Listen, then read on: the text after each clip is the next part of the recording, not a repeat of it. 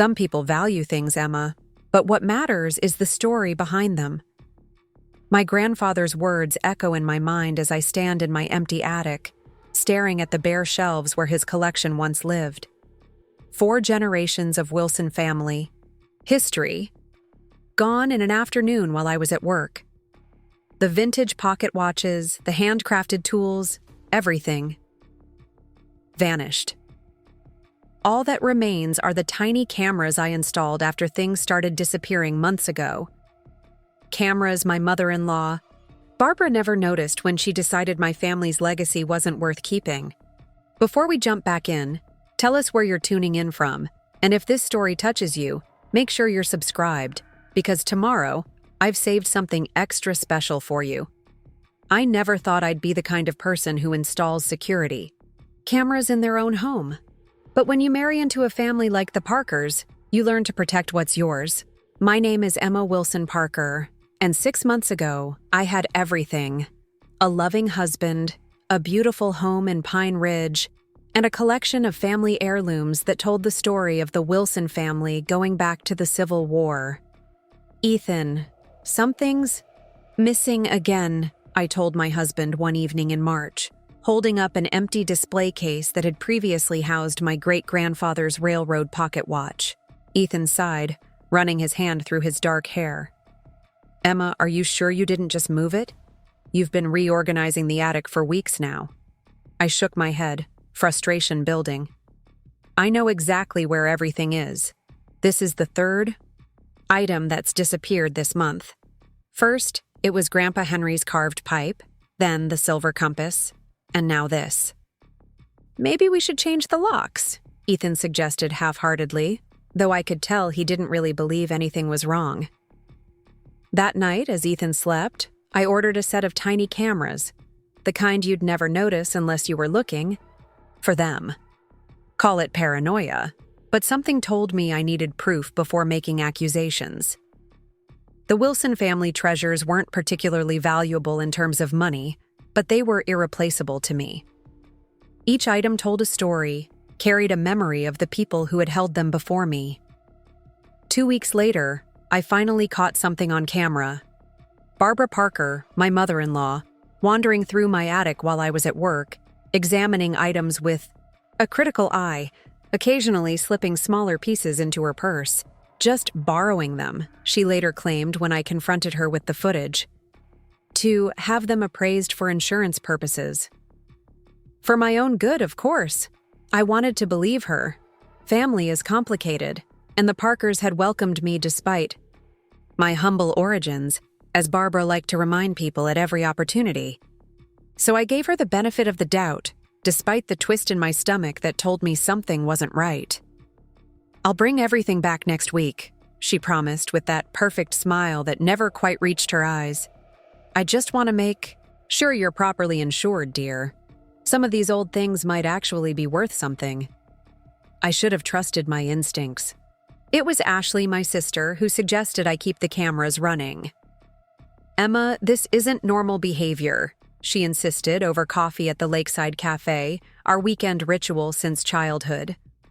Who goes through someone else's belongings without asking? She's just particular, I defended weakly. You know how she is about appearances. Ashley rolled her eyes. Yes, I know exactly how Barbara Parker is about appearances. The woman refers to your Craftsman house as charming, like it's an insult. She wasn't wrong. Barbara had been dropping hints about our starter home for years, suggesting we move to the same upscale neighborhood as the rest of the Parkers. The fact that Ethan and I loved our home, with its creaky wooden floors and stained glass windows, seemed irrelevant to her. Just promise me you'll be careful, Ashley urged, squeezing my hand.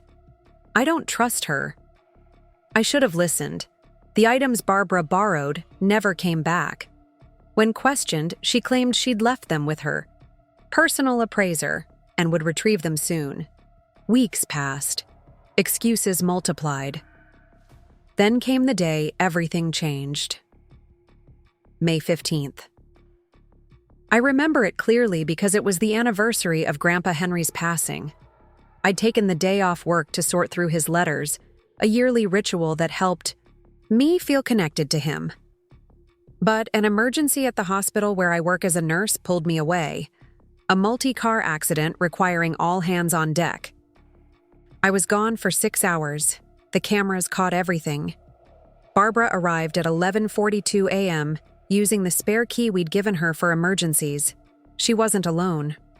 Walter Reed, owner of Reed's Antiques, followed her up to the attic. The footage still makes my blood boil when I watch it. "As you can see, Walter, they're just gathering dust up here." Barbara's voice came through clearly on the recording. "Emma hardly ever looks at them, and with the family reunion coming up, wouldn't it be lovely to clear out this space for a proper guest room?" Ethan agrees it's time to let go of all this clutter. Walter moved through the room, examining pieces with professional interest. "Some of these pieces are quite remarkable, Mrs. Parker. This set of woodworking tools, for instance, they appear to be pre-1900, and these military medals." Yes, Barbara waved dismissively. Emma's grandfather was quite the collector. But really, what use are they now? Just taking up space and collecting dust. "I can offer you a fair price for the collection," Walter said, pulling out a checkbook. "But shouldn't your daughter-in-law be here for this transaction?" Barbara's laugh still sends chills down my spine. "Oh, Emma trusts me completely with these matters. Besides, she's mentioned wanting to redecorate this space. I'm just helping move the process along." The check Walter wrote was for $3,800, fraction of what the collection was worth, even in purely monetary terms. But Barbara seemed pleased, helping him carefully pack everything into large storage boxes. My family's history, generations of memories, loaded into a stranger's van in less than 2 hours. The only things they left behind were a few framed photographs and items too large to carry easily. Even Grandpa Henry's recipe book, filled with not just recipes, but family stories, pressed flowers, and handwritten notes from 4 generations of Wilsons, was deemed worthy of disposal. I didn't discover what had happened until I returned home that evening, exhausted from my shift, only to find the attic stripped nearly bare. The cameras had captured it all, but that was cold comfort, as I stood among the empty shelves, trying to comprehend the magnitude of what had been taken from me. When I called Ethan sobbing, his response shattered me almost as much as the theft itself. "Mom mentioned she was helping you clear some space," he said, confusion in his voice. "She said you had talked about it for weeks, that you wanted to convert the attic into a guest room before the reunion. I started, but the realization was already dawning. Ethan, she lied. I never asked her to help clear anything. She sold my family's heirlooms without my permission." The silence on the other end of the line spoke volumes. "There must be some misunderstanding," he finally said. "Mom wouldn't do that." But she had done it, and I had the footage to prove it. That night, as Ethan tried to smooth things over on the phone with his mother, I made 3 important calls. The first was to Ashley, who promised to be on the next flight home from Chicago. The second was to Olivia Chen, my college roommate turned lawyer. And the third was to my Uncle David, the last living connection to Grandpa Henry besides me. "They did what?" Uncle David's gruff voice crackled through the phone. I hadn't spoken to him in nearly 2 years, not since he moved to Alaska after a falling out with my father. But family is family, and some bonds run deeper than distance. "Sold everything, Uncle David. The watches, the tools, Grandpa's medals, the letters, all of it." His silence was heavy then. "I'm booking a flight. And Emma, check your email. Your grandfather sent something to you before he died. Said you'd know when it was time to open it. I think that time is now." The email was dated 3 years ago, just days before Grandpa Henry passed away. Subject line: "When the treasures aren't safe." I'd never seen it before. It had been filtered to spam and then archived. Inside was a single document, a detailed inventory of every item in his collection, complete with photographs, historical context, and approximate values. At the bottom, a note in his familiar handwriting. Emma, my little guardian, if you're reading this, someone has threatened our family's legacy. Remember what I taught you. Things can be replaced, but stories endure. There's more to our family history than what fits in boxes. When you need it most, look beneath the floorboard. Under my old reading chair, love always, Grandpa H. The reading chair now sat in our living room, a battered leather armchair that Barbara had tried numerous times to convince us to replace. With trembling hands, I pushed it aside and pried up the floorboard beneath. Inside the small cavity was a leather-bound journal and a USB drive labeled Wilson Legacy Complete. As dawn broke over Pine Ridge, I sat surrounded by Grandpa Henry's contingency plan, the final gift from a man who had apparently anticipated that someday someone might try to erase our family's past. The journal contained something far more valuable than a record of antiques. It held the stories, complete detailed accounts of each item's history, who had owned it, what it had witnessed. And the USB drive? A digital archive of everything, scanned documents, photographs, videos of Grandpa Henry himself talking about each piece, sharing the memories attached to them. The objects might be gone, but the legacy remained. And with the video evidence of Barbara's deception stored safely in my phone, I finally had what I needed to fight back. "You look terrible," Ashley announced when she arrived the next morning, dropping her suitcase in the hallway and pulling me into a fierce hug. "Have you slept at all?" I shook my head, leading her to the kitchen where I'd set up my laptop.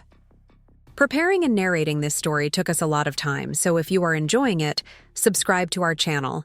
It means a lot to us. Now back to the story. I've been going through Grandpa's files. Ash, you won't believe what he left for us. As I showed her the digital archive, Ashley's expression shifted from concern to amazement. He knew, didn't he?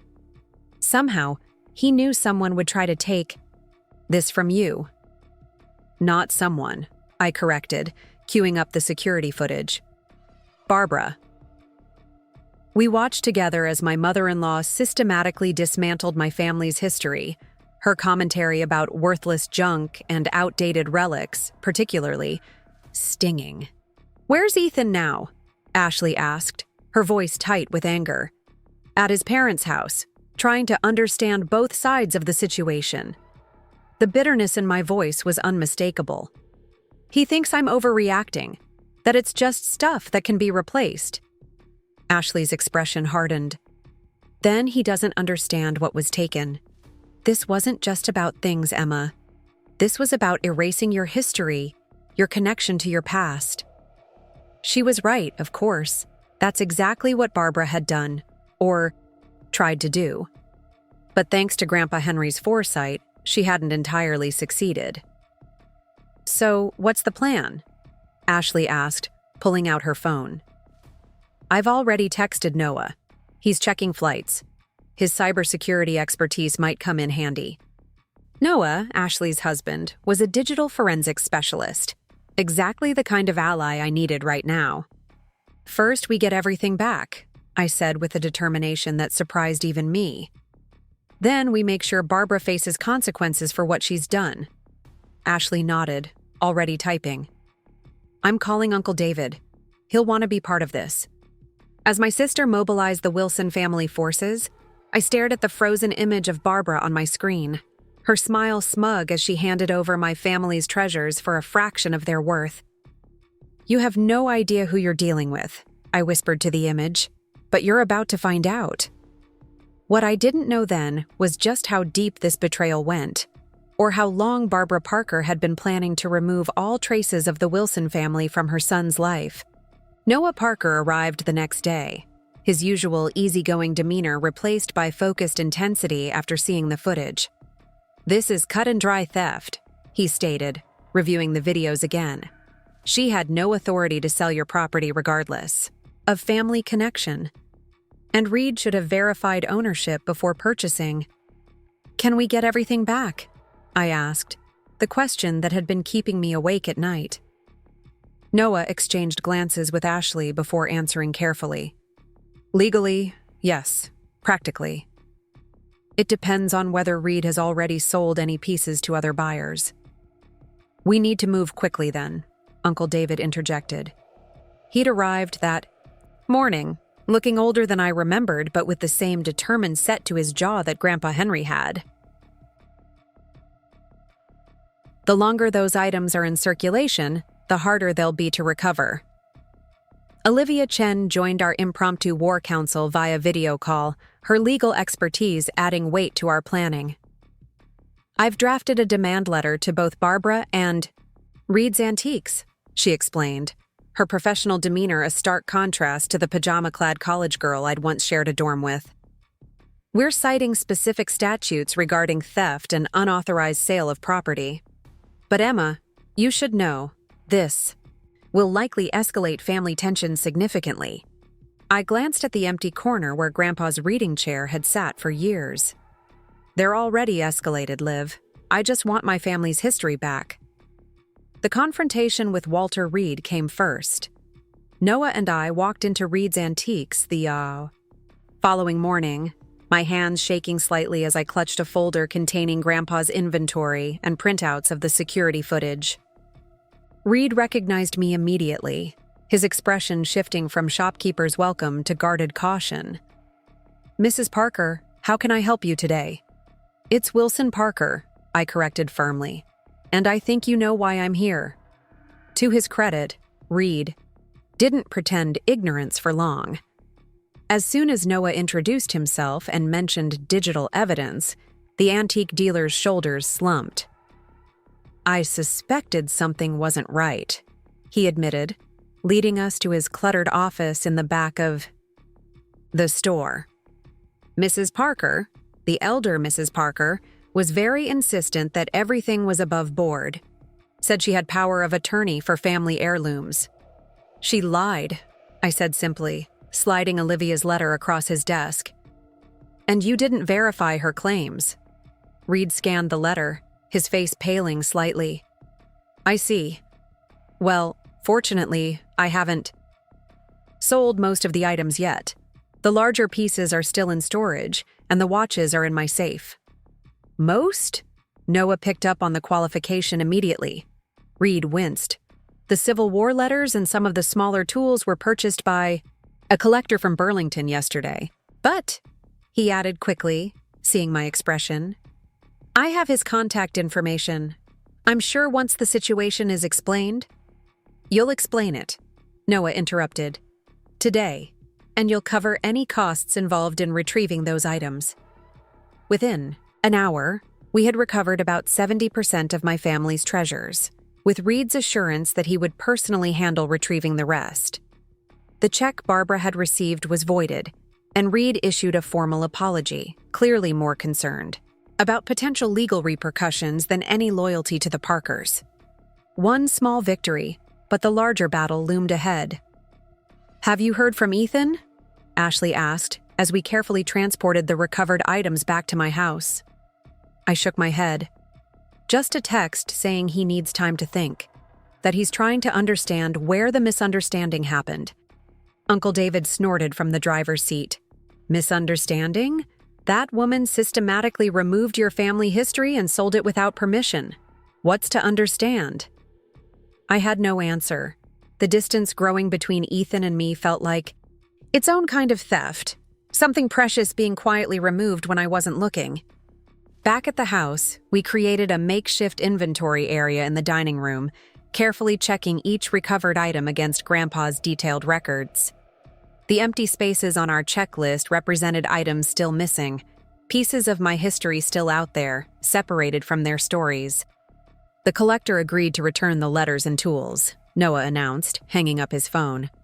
He's actually a history professor at Burlington College and was horrified to learn they were sold without permission. He's driving them over tomorrow. Another small victory, but I couldn't celebrate yet.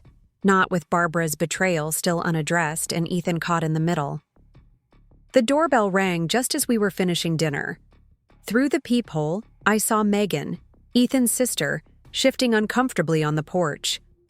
"What is she doing here?" Ashley whispered, instantly defensive. "Let's find out," I replied, opening the door. Megan Parker had always been the most approachable member of Ethan's family, less concerned with appearances than her mother, though still firmly entrenched in the Parker way of doing things. Tonight she looked nervous, glancing over her shoulder, as if worried about being followed. "Can we talk?" she asked, her voice unusually subdued. "Privately." I led her to the kitchen, away from the curious eyes of my family. Megan declined my offer of coffee, instead pulling a small velvet pouch from her purse. "I thought you might want this back first," she said, sliding it across the counter. Inside was Grandpa Henry's pocket watch, his prized possession, the one he'd carried every day of his adult life until the day he died. "Where did you get this?" I asked, my voice catching as I cradled the familiar weight. Megan wouldn't meet my eyes. "Mom gave it to me. Said it was a family heirloom she was passing down. But when I heard what really happened, she finally looked up. Emma, there's something you should know. This isn't the first time." "What do you mean?" "Mom has issues with things that don't fit her narrative of our family. When Dad's mother died, there were family quilts, photographs, old furniture, pieces that had been in his family for generations. Within a year, everything was gone, replaced with new items that matched Mom's preferred aesthetic." I stared at her, pieces falling into place. "She erased his family's history, too." Megan nodded miserably. "Dad never stood up to her about it.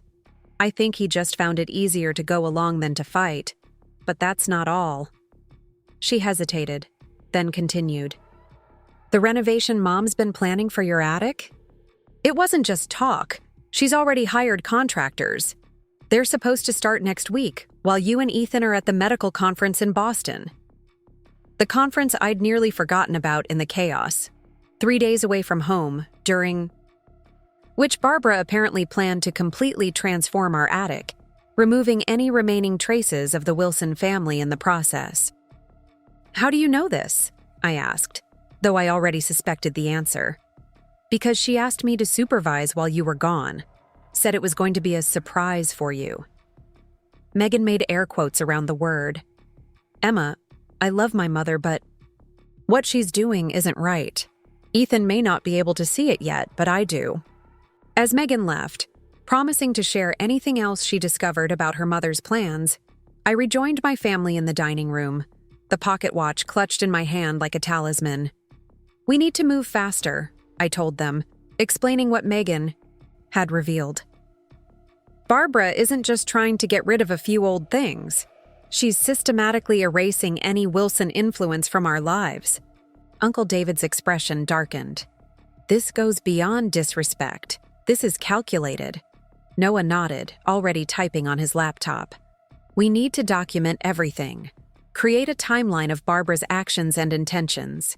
If this escalates to legal action, having a clear pattern will strengthen our case." "And we need to talk to Ethan," Ashley added gently. "Really talk to him. He needs to understand what's happening before he gets pulled further into her manipulation." I knew she was right, but the prospect filled me with dread. Ethan had always been caught between two worlds, the Parker way of pristine appearances and social climbing, and the Wilson approach of valuing history, stories, and genuine connection. Until now, we'd managed to build our own path between these extremes. But Barbara's actions had forced a choice I never wanted him to have to make. Tomorrow, I decided. First, we secure what we've recovered and create a complete record. Then I'll talk to Ethan. As we worked into the night, cataloging each retrieved treasure and noting those still missing, I felt Grandpa Henry's presence more strongly than I had in years. The pocket watch ticked softly beside me on the table, its rhythm unchanged by time or circumstance. A small, constant reminder that while objects might be taken, the heart of what they represent endures. What I didn't know then was that Parker had one more devastating card to play. One that would force not just Ethan, but the entire Parker family to finally choose sides. The next morning brought unexpected news. Noah's phone buzzed during breakfast, and the conversation he had left him looking both concerned and oddly triumphant. "That was my contact at the Pine Ridge Historical Society," he explained after hanging up. Apparently, Barbara has been in talks with them about a significant donation, a collection of Parker family heirlooms for their upcoming exhibition on local founding families. "Parker heirlooms?" Uncle David repeated incredulously. "The Parkers have only been in Pine Ridge for one generation. Richard's family is from Connecticut, and Barbara grew up in Florida." "Exactly," Noah confirmed, "which is why my contact was confused when Barbara presented items dating back to the Civil War. Items that seemed to match the description of your missing letters and medals. The realization hit me like a physical blow. She's not just getting rid of my family's history, she's rewriting it as her own." The audacity was breathtaking. Barbara wasn't content with simply removing Wilson family items from our home.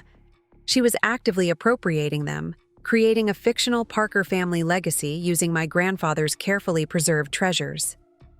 "We need those donation documents," Olivia stated during our emergency video call. If she signed anything declaring those items as Parker family property, that's fraud. Noah was already ahead of her. "My contact is sending over copies this afternoon." Barbara left quite a paper trail.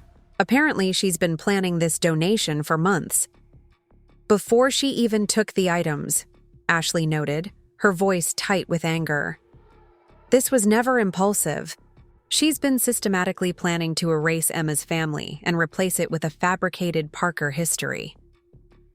As the pieces of Barbara's scheme became clearer, so did the urgent need to speak with Ethan. I couldn't put it off any longer. He agreed to meet me at the Lakeside Cafe, neutral territory, away from both our home and his parents' influence. When he arrived, the shadows under his eyes told me he'd been sleeping as poorly as I had.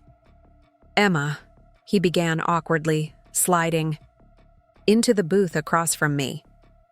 "I've been trying to sort through everything.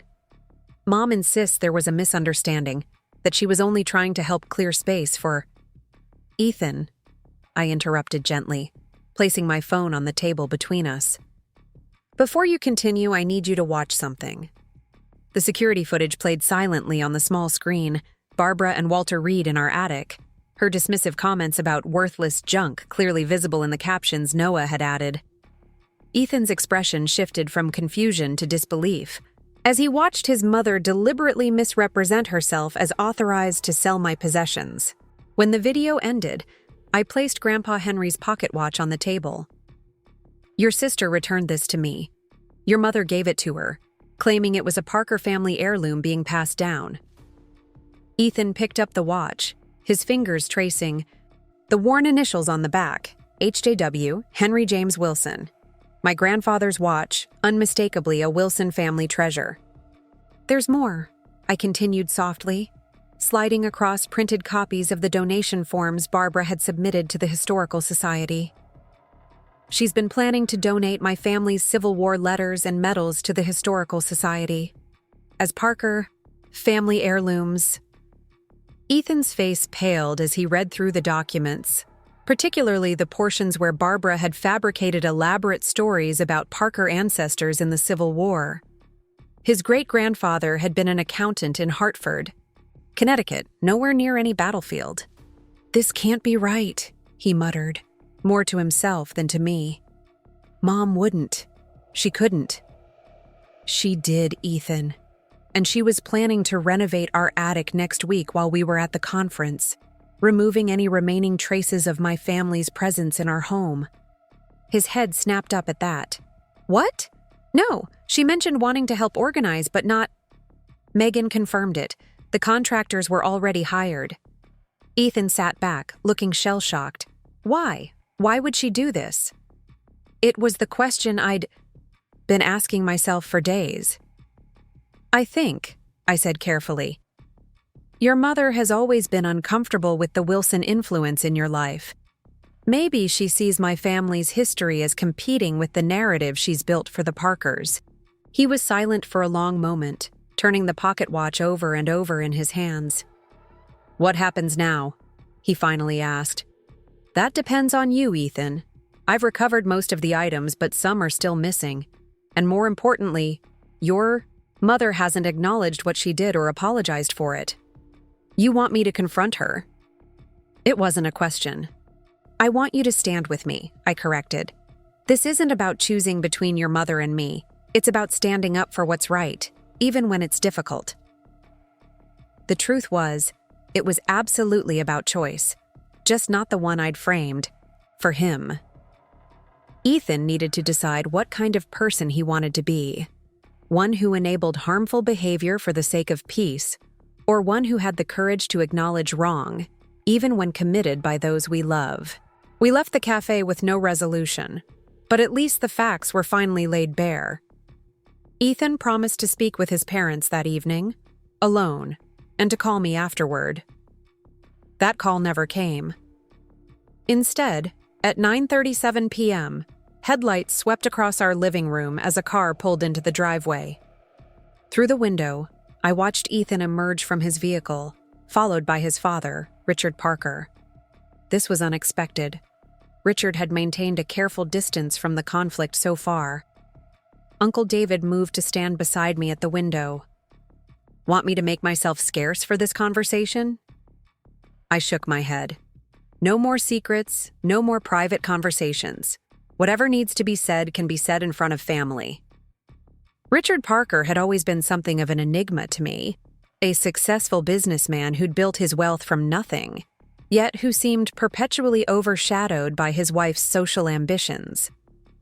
Tonight, he looked tired, the usual perfect Parker, appearance slightly rumpled. Emma, he greeted me with a nod as I opened the door.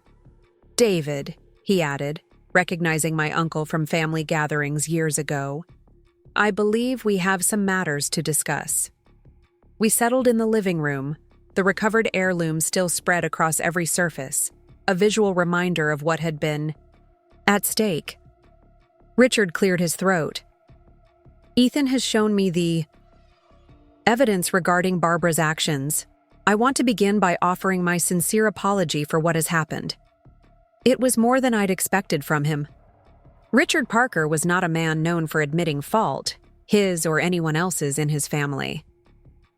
I appreciate that, I said cautiously, but I think the apology needs to come from Barbara. Richard and Ethan exchanged glances. That's complicated, Richard admitted. Barbara is not well, Emma. What do you mean, not well? Uncle David asked sharply. Richard sighed heavily. For many years, Barbara has struggled with certain compulsions. The need to present a perfect image, to control how our family is perceived. Usually, it manifests in harmless ways, redecorating, obsessively embellishing stories, managing appearances. This went far beyond embellishing stories, I pointed out. Yes, Richard acknowledged. It's gotten worse recently. The Historical Society exhibition became a fixation for her. The Parker family wasn't eligible for inclusion. We haven't been here long enough, don't have the historical roots in Pine Ridge that would qualify us. He gestured to the items around us.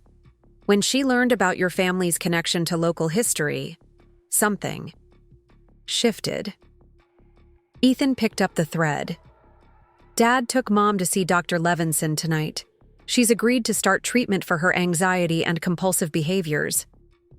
I tried to process this new information. While it helped explain Barbara's actions, it didn't excuse them. I'm glad she's getting help, I said finally. But that doesn't change what happened, or the fact that some items are still missing. We know, Richard said, pulling an envelope from his jacket. That's partly why we're here. This is a certified check for the full appraised value of any items that can't be recovered, along with additional compensation for the distress caused. Uncle David regarded Richard skeptically. Money doesn't replace family history. No, it doesn't, Richard agreed.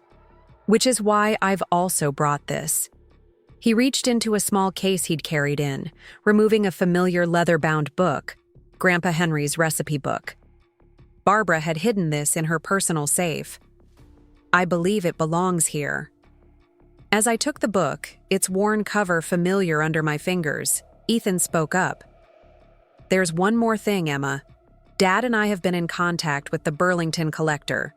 He's not only returning the letters and tools tomorrow, but he's offered his expertise to help digitally archive everything. Create a permanent record that can't be lost or taken. It was a thoughtful solution, addressing not just the physical return of items but the preservation of their stories and significance, the true heart of what had been threatened. Thank you, I said sincerely. Both of you. Richard looked, uncomfortable with gratitude. I should have paid more attention. Should have recognized what was happening before it went this far. The simple acknowledgement that he had failed to see, failed to act, was perhaps more meaningful than any check or returned item. It was accountability, the first step toward genuine amends. As our unexpected guests prepared to leave, Richard paused in the doorway. Barbara's treatment will take time. In the meantime, I've made arrangements to stay with my brother in Burlington. Ethan will be staying here if that's all right with you. We all think some distance might be beneficial right now. After they left, Ethan and I sat in silence, among the rescued remnants of my family's history. The road ahead would be complicated. Rebuilding trust, establishing boundaries, navigating family relationships forever altered by what had happened. I'm sorry, Ethan said finally. I should have seen it sooner. We both missed the signs, I admitted. But what matters is what we do now. What none of us realized then was that the recipe book Richard had returned contained something far more valuable than family recipes, something that would change our understanding of not just the Wilson family history, but the Parkers as well. The Burlington collector, Dr. Marcus Levine, arrived the next morning with the remaining missing items and a contagious enthusiasm for historical preservation. Within hours, our dining room had been transformed into a makeshift archiving station, with Noah and Dr. Levine discussing digital storage options, while Ashley and I carefully organized the physical items. This letter is remarkable, Dr. Levine commented, gently handling one of the Civil War documents. Your ancestors' perspective on the Battle of Gettysburg. It adds a dimension missing from many official accounts. My grandfather used to read these to me, I remembered, the bittersweet memory washing over me. He said history books tell you what happened, but letters tell you how it felt. A wise man, Dr. Levine nodded appreciatively.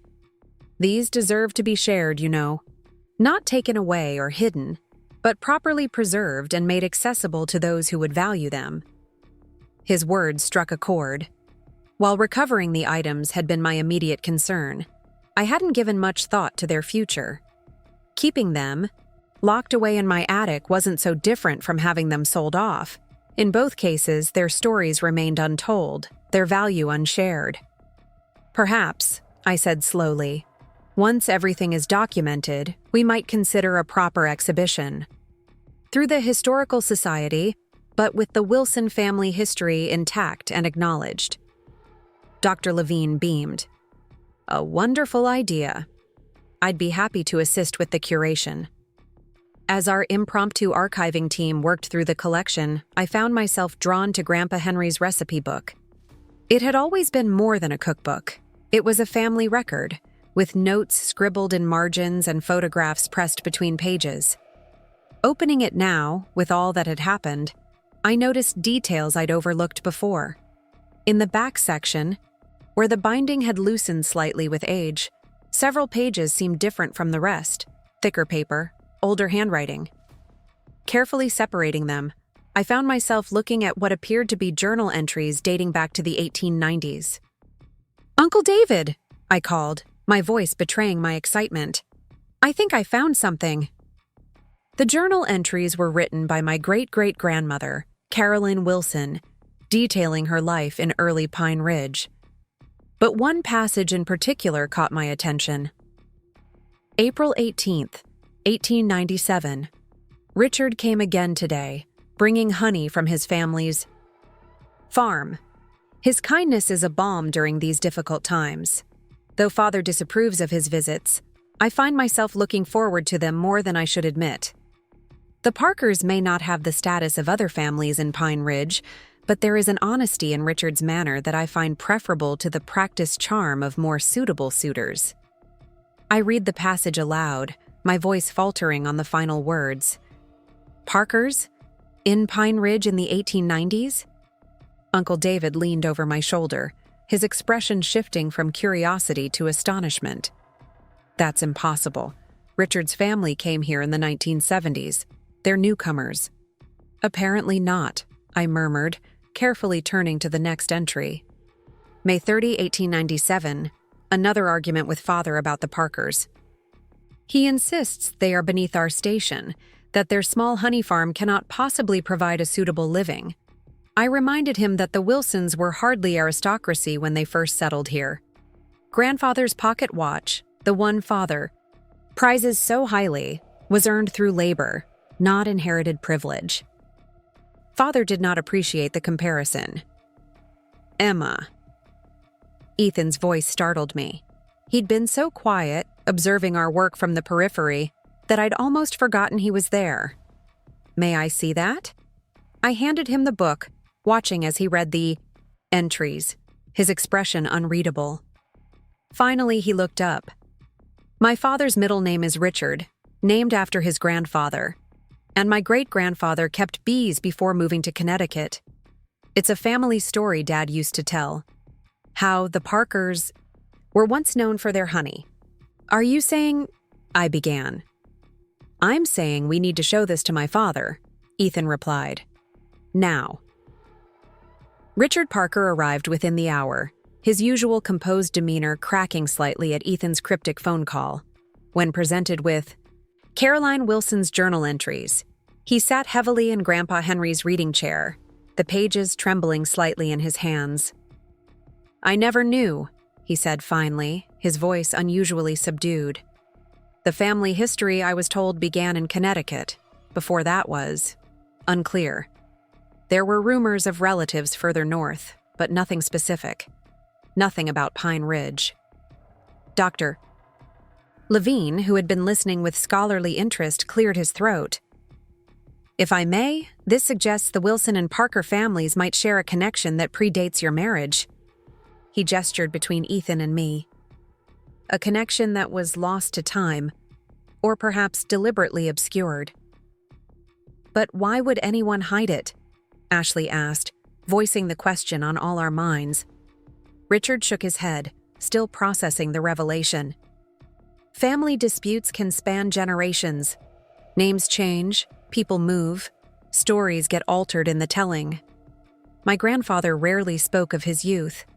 I always assumed it was because there was nothing noteworthy to tell. I thought of Barbara, her desperate need to fabricate a distinguished Parker family history, completely unaware that genuine connections to Pine Ridge's past might have existed all along. "There's one way to confirm this," Noah suggested, his practical nature asserting itself. "The Historical Society maintains genealogical records dating back to the town's founding. If there were Parkers in Pine Ridge in the 1890s, there would be documentation." "I can help with that research," Dr. Levine offered eagerly. "With your permission, of course." Richard nodded, still dazed by the possibility that his family's roots in Pine Ridge might be far deeper than he'd ever known. As plans were made for a deep dive into local archives, I found myself watching Richard, seeing him with new eyes. The man who had always seemed like the embodiment of nouveau riche ambition might actually have deeper connections to this town than anyone realized. It was a humbling reminder that family histories are rarely as straightforward as we believe them to be. That evening, as our unexpected allies departed with research plans in place, Ethan and I finally had a moment alone. The house felt different, somehow still filled with the physical remnants of my family's past, but now vibrating with new possibilities, new connections waiting to be discovered. "I should call my mother," Ethan said quietly, fidgeting with Grandpa Henry's pocket watch. "Tell her what we found." The mention of Barbara brought a wave of complicated emotions. While I was still angry about what she'd done, the revelation that our families might share a historical connection added a layer of complexity to the situation. "Do you think it would help?" I asked, genuinely uncertain. If her issues stem from feeling like the Parkers don't have the historical standing she wants, then learning they might have been here all along could either soothe that insecurity or make it worse, Ethan finished, understanding my concern. "I don't know, Emma.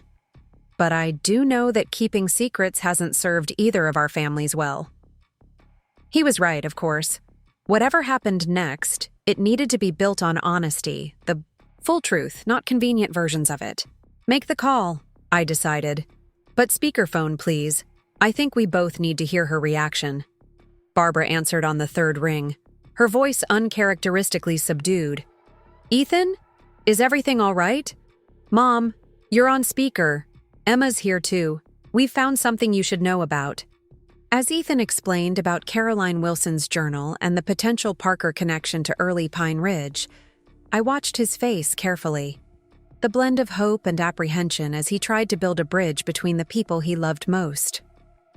Barbara was silent for so long after Ethan finished that I thought the call might have dropped. Finally, she spoke, her voice thick with emotion. "Are you certain? The Parkers were actually in Pine Ridge back then?" "We're researching it now," Ethan confirmed. "But the journal entries are quite specific. They mention a Richard Parker who owned a honey farm." Another long pause. "My Richard never told me. He never knew." What struck me most was what Barbara didn't say. No defensive posturing, no dismissal of the Wilson family records, no attempt to claim this discovery as validation of her actions, just quiet wonder at the possibility. Dr. Levine, the historian who's helping us, suggested that once we've confirmed the connection, both families could be featured in the Historical Society exhibition, I offered, extending an olive branch I wasn't entirely sure I was ready to give. The Wilson and Parker families, their shared history in Pine Ridge. "You would do that?" Barbara asked, genuine surprise in her voice. "After what I did?" "What you did was wrong," I stated clearly, unwilling to sugarcoat the truth. "But punishing you won't bring back what was lost. And if our families really do share a history, then perhaps we can find a way forward that honors both legacies." It wasn't forgiveness, not yet. But it was an acknowledgement that family relationships are complicated, messy things, worthy of effort, even when damaged. "Thank you, Emma," Barbara said quietly. I don't deserve your kindness." "It's not about deserving," I replied. "It's about choosing what kind of family we want to be moving forward." After the call ended, Ethan pulled me into a tight embrace. "Thank you," he whispered against my hair, "for being willing to try." I didn't tell him how tentative my willingness was, how much work Barbara would need to do to earn back any measure of trust. That conversation could wait for another day. For now, it was enough that we had found a potential path forward, one that neither erased the past nor remained trapped in it. The next morning brought a flurry of activity. Dr. Levine arrived with documents from the Historical Society archives, census records, property deeds, church registries, all confirming what Caroline Wilson's journal had suggested. The Parkers had indeed owned a small honey farm on what was now the outskirts of Pine Ridge, just a mile from where the Wilson family had established their first home in the area. "There's more," Dr. Levine announced, spreading out a faded photograph. This was in the church archives, labeled Harvest Festival, 1899. In the sepia-toned image, rows of townspeople stood before a church, and there, side by side, were faces, that bore striking resemblances to family photographs I'd seen all my life. Caroline Wilson, her expression serious, but eyes bright, standing next to a tall man with the same jawline Ethan had inherited. Richard Parker and Caroline Wilson, Dr. Levine confirmed. According to parish records, they married in 1901, despite apparent family objections. Uncle David, who had been examining the documents with scholarly focus, looked up sharply. Married? But that's not possible. Caroline Wilson married Edward Thompson in 1902. It's documented in our family Bible. Dr. Levine's eyes lit with the excitement of historical mystery. Actually, she married Richard Parker in January 1901. Edward Thompson appears on the scene in late 1902 after Richard's death in a farming accident. The remarriage was quick, within months. The implications settled over us like dust disturbed after decades of stillness. If Caroline Wilson had first married Richard Parker before his untimely death, then... Our families didn't just know each other, Ethan said slowly. They were actually one family, at least briefly. More than briefly, Dr. Levine corrected, gently, sliding another document forward. The parish birth records show Caroline gave birth to a son in October 1901. Joseph Parker. My grandfather was born in 1903, Uncle David objected. William Wilson, son of Caroline and Edward. Dr. Levine nodded. Yes, her son from her second marriage. But her first son, Joseph Parker, would have been Richard Parker's father, if I'm following the genealogy correctly. Richard Parker, who had arrived partway through this revelation, sank into a chair. My father never mentioned any of this. He was raised in Connecticut, or so I always believed. Connecticut records confirm Joseph Parker moved there as a young man, Dr. Levine explained. After his mother's remarriage, he appears to have been raised by his paternal grandparents, then struck out on his own as soon as he was old enough. The Parker honey farm was sold after Richard's death. So the Parkers and Wilsons, I began, are distant cousins of a sort, Dr. Levine finished. Caroline Wilson Parker Thompson connects your family lines. The silence that followed was heavy with the weight of history rewritten. Everything we thought we knew about our separate family histories had been upended by this revelation of shared roots, loss, and perhaps even deliberate forgetting. Does Barbara know? I asked Richard quietly. He shook his head. I called her. Last night after speaking with you, told her about the possibility. But this confirmation. She should hear it in person, Ethan decided. From both of us, he added, looking at me questioningly. It was a lot to ask, that I face the woman who had tried to erase my family's history, now armed with the knowledge that our families were actually intertwined. But the symmetry wasn't lost on me. Barbara had sought to separate what history had already joined together long before any of us were born. We'll go together, I agreed, surprising even myself with the steadiness in my voice. Barbara Parker was staying at a small extended-stay hotel near her treatment center. The room was immaculately kept, but lacked the ostentatious touches I'd come to associate with her taste. She looked smaller somehow, her perfect appearance slightly muted, though she'd clearly made an effort for our visit. Ethan said you found something definitive, she said after awkward greetings were exchanged. About the Parkers in Pine Ridge. Together, Ethan and I explained what Dr. Levine had discovered. The marriage of Caroline Wilson and Richard Parker, the birth of Joseph, the tragedy that separated the families, and the subsequent remarriages that obscured their connection. Barbara listened without interruption, her hands clasped tightly in her lap. When we finished, she remained silent for a long moment.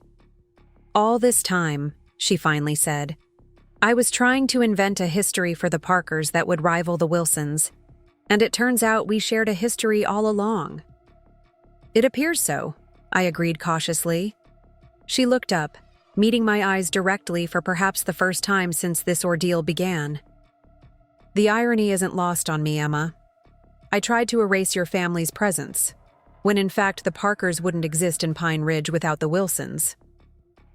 It wasn't quite an apology, but there was a humility in her words that I'd never heard before. "What happens now?" she asked, the question directed at both of us, but her eyes still on me. "That depends," I said honestly, "on whether you're willing to acknowledge what you did, make genuine amends, and respect boundaries moving forward. And if I am? Then perhaps we start by correctly telling both our families' stories, together." I reached into my bag, removing a folder of documents Dr. Levine had prepared. The Historical Society is still interested in featuring local family histories.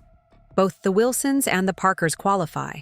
The real stories, not fabricated ones. Barbara carefully opened the folder, her fingers trailing over the copies of century-old documents. "I would like that," she said quietly. "To be part of a real history, not one I had to invent." It was a small step, but a significant one. The road to rebuilding trust would be long, with likely setbacks and difficulties along the way. But, for the first time, I could see a potential path, not back to what was before, but forward to something new. As we left the hotel, Ethan squeezed my hand. "Thank you." "For what?" "For being willing to see her, for offering a way forward, even though you had every right to shut that door completely." I thought about Grandpa Henry, about the stories he'd told me of resilience and forgiveness, about valuing truth over convenience. "Family is complicated," I said finally, "and it turns out ours is more complicated than either of us knew." The Historical Society exhibition opened 3 months later, featuring a joint display titled Wilson Parker, Divided Branches of a Shared Tree. Barbara, still in treatment but making steady progress, attended with Richard, standing awkwardly but determinedly beside Uncle David as Dr. Levine guided visitors through the newly discovered family history. The centerpiece of the exhibition was a replicated family tree, showing how the briefly united Wilson-Parker line had split after tragedy, only to be reunited generations later when Ethan and I married, a circular journey none of us could have imagined. Grandpa Henry's pocket watches, Civil War letters, and woodworking tools were displayed alongside newly discovered Parker family items that Richard had located in Connecticut after learning of his Pine Ridge ancestry. Honey jars with faded labels, a beekeeper's journal, photographs of the original Parker farm. "What do you think Grandpa Henry would make of all this?" Ashley asked, standing beside me as we watched visitors engage with our family's story. I fingered the pocket watch I now wore daily, returned to the Wilson family but carrying a history more complex than I'd ever known. "I think he knew more than he let on," I admitted. "Some of his stories about Caroline make more sense now, knowing about her first marriage and loss." "You think he deliberately kept the Parker connection quiet?" I shook my head. "Not deliberately hidden, perhaps, but selectively remembered. Family stories tend to emphasize some chapters while minimizing others. The Thompson marriage lasted decades, the Parker one less than a year. Over time, the shorter connection faded from the narrative.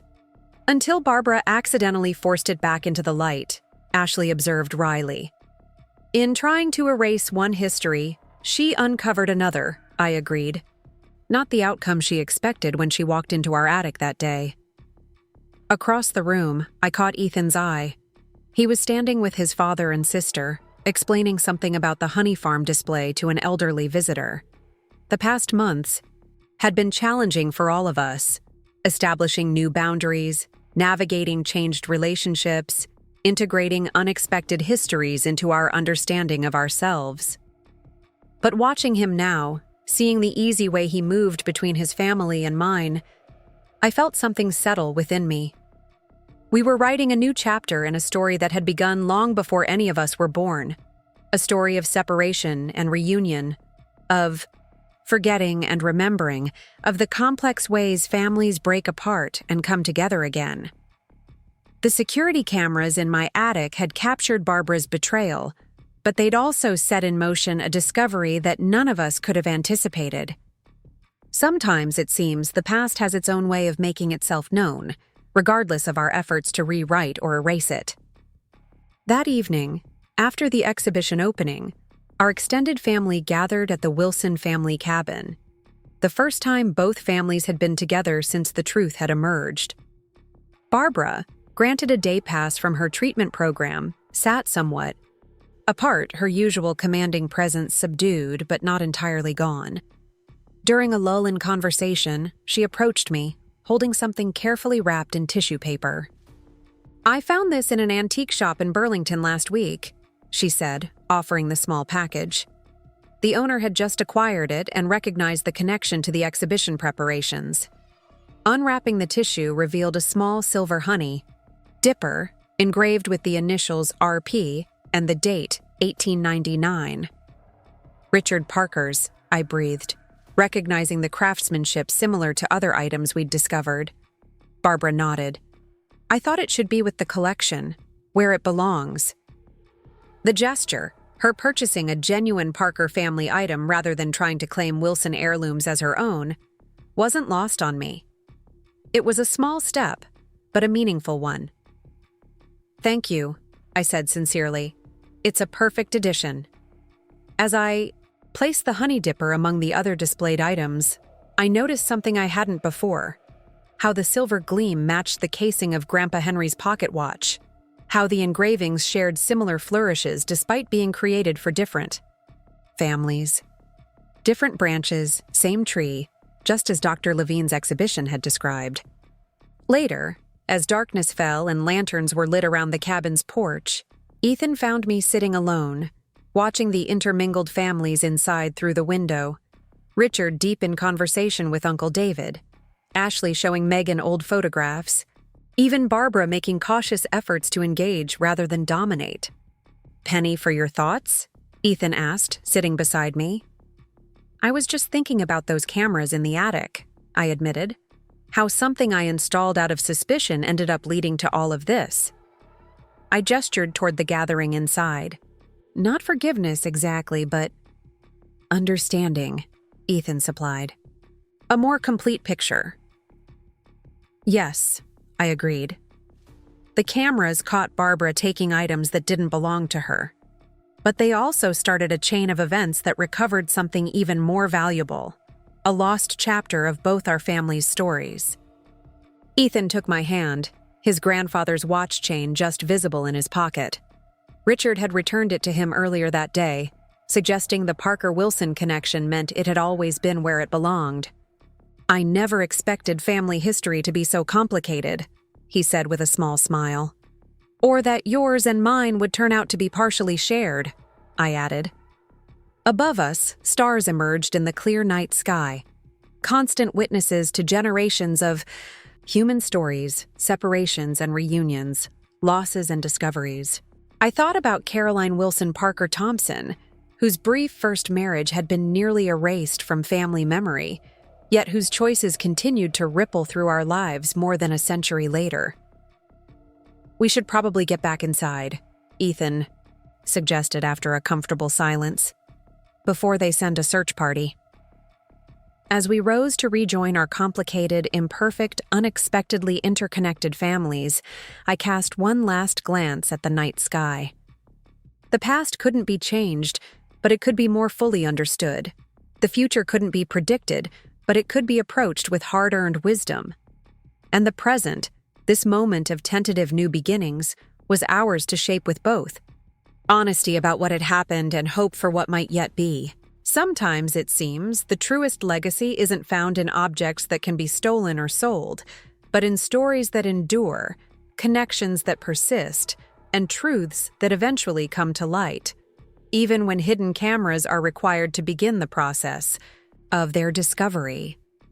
Dr. Levine had promised to help digitize our entire family collection, creating an archive that could never be lost or taken.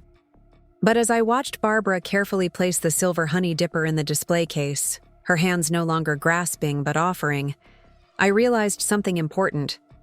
The most valuable preservation wasn't happening in databases or climate-controlled exhibits. but in this room, among people choosing to acknowledge complicated truths rather than convenient fictions. That, perhaps, was the true legacy worth protecting, not just objects from the past, but honesty in the present and the possibility of genuine connection moving forward. A legacy measured not in silver or gold or even historical significance, but in the courage to see clearly, speak truthfully, and remain open to discovering that family histories are rarely as simple as we believe them to be. As we stepped back inside to rejoin the gathering, I caught a glimpse of my reflection in the window glass. Grandpa Henry's watch chain now visible against my sweater, a physical link to a past more complex and interconnected than any of us had imagined. Not an ending to our family saga, but a new chapter, written with the hard-earned wisdom that sometimes the most valuable discoveries come from the most painful betrayals. And sometimes, hidden cameras reveal far more than anyone anticipated. The following spring, the Wilson Parker family history became part of the permanent collection at the Pine Ridge Historical Society, telling a story not just of two families, but of how history gets written, forgotten, and rediscovered. How? The stories we tell ourselves shape our understanding of who we are and where we belong. Barbara completed her treatment program and moved into a small apartment on her own, her first time living independently in decades.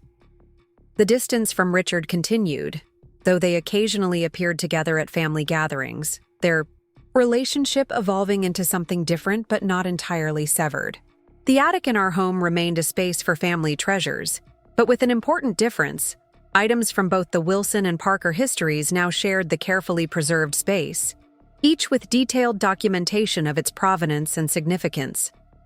And while the security cameras remained, they served a different purpose now. Not catching thieves, but recording as Ethan and I documented each item for future generations, ensuring that no part of our complicated family history would be forgotten again. When visitors asked about the unusual collection, Wilson woodworking tools displayed alongside Parker beekeeping equipment, Civil War letters beside Connecticut business ledgers, we would simply explain, it's all family history. Different branches, same tree. And in that simple explanation lay the hard-won wisdom of our experience, that family legacies are rarely straightforward, that healing comes not from erasure, but from honest reckoning with the past, and that sometimes the most unexpected discoveries wait just beneath the surface of the stories we think we know by heart. The cameras in my attic had captured a betrayal, but they had also set in motion a revelation, one that reminded all of us that the past is never truly gone, merely waiting to be rediscovered when we're finally ready to see it clearly. 1 year after the exhibition opened, I found myself once again sorting through family treasures in our attic. This time, however, the purpose was different. We weren't cataloging items out of fear they might disappear, but preparing to share them with a wider audience.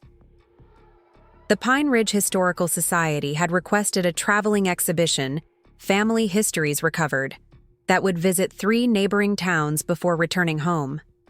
"What do you think about including the Honey Dipper?" Ethan asked, carefully wrapping a set of woodworking tools in acid-free tissue paper. I considered the silver piece, now one of my favorite items in our collection despite its complicated history, or perhaps because of it.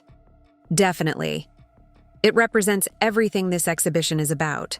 Lost connections rediscovered. The doorbell interrupted our work.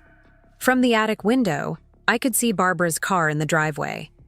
Though our relationship had improved significantly, over the past year, these visits still carried a certain tension. The memory of betrayal faded, but not entirely gone. "I'll get it," Ethan offered, sensing my hesitation.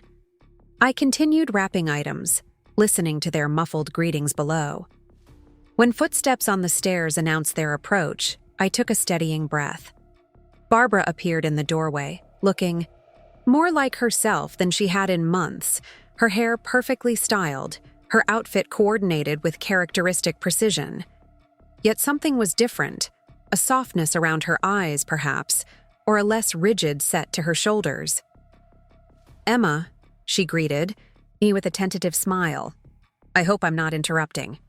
"I hope I'm not interrupting," "We're just preparing for the traveling exhibition," I explained, gesturing to the organized chaos around us.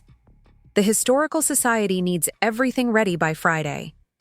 Barbara nodded, her gaze taking in the transformed attic.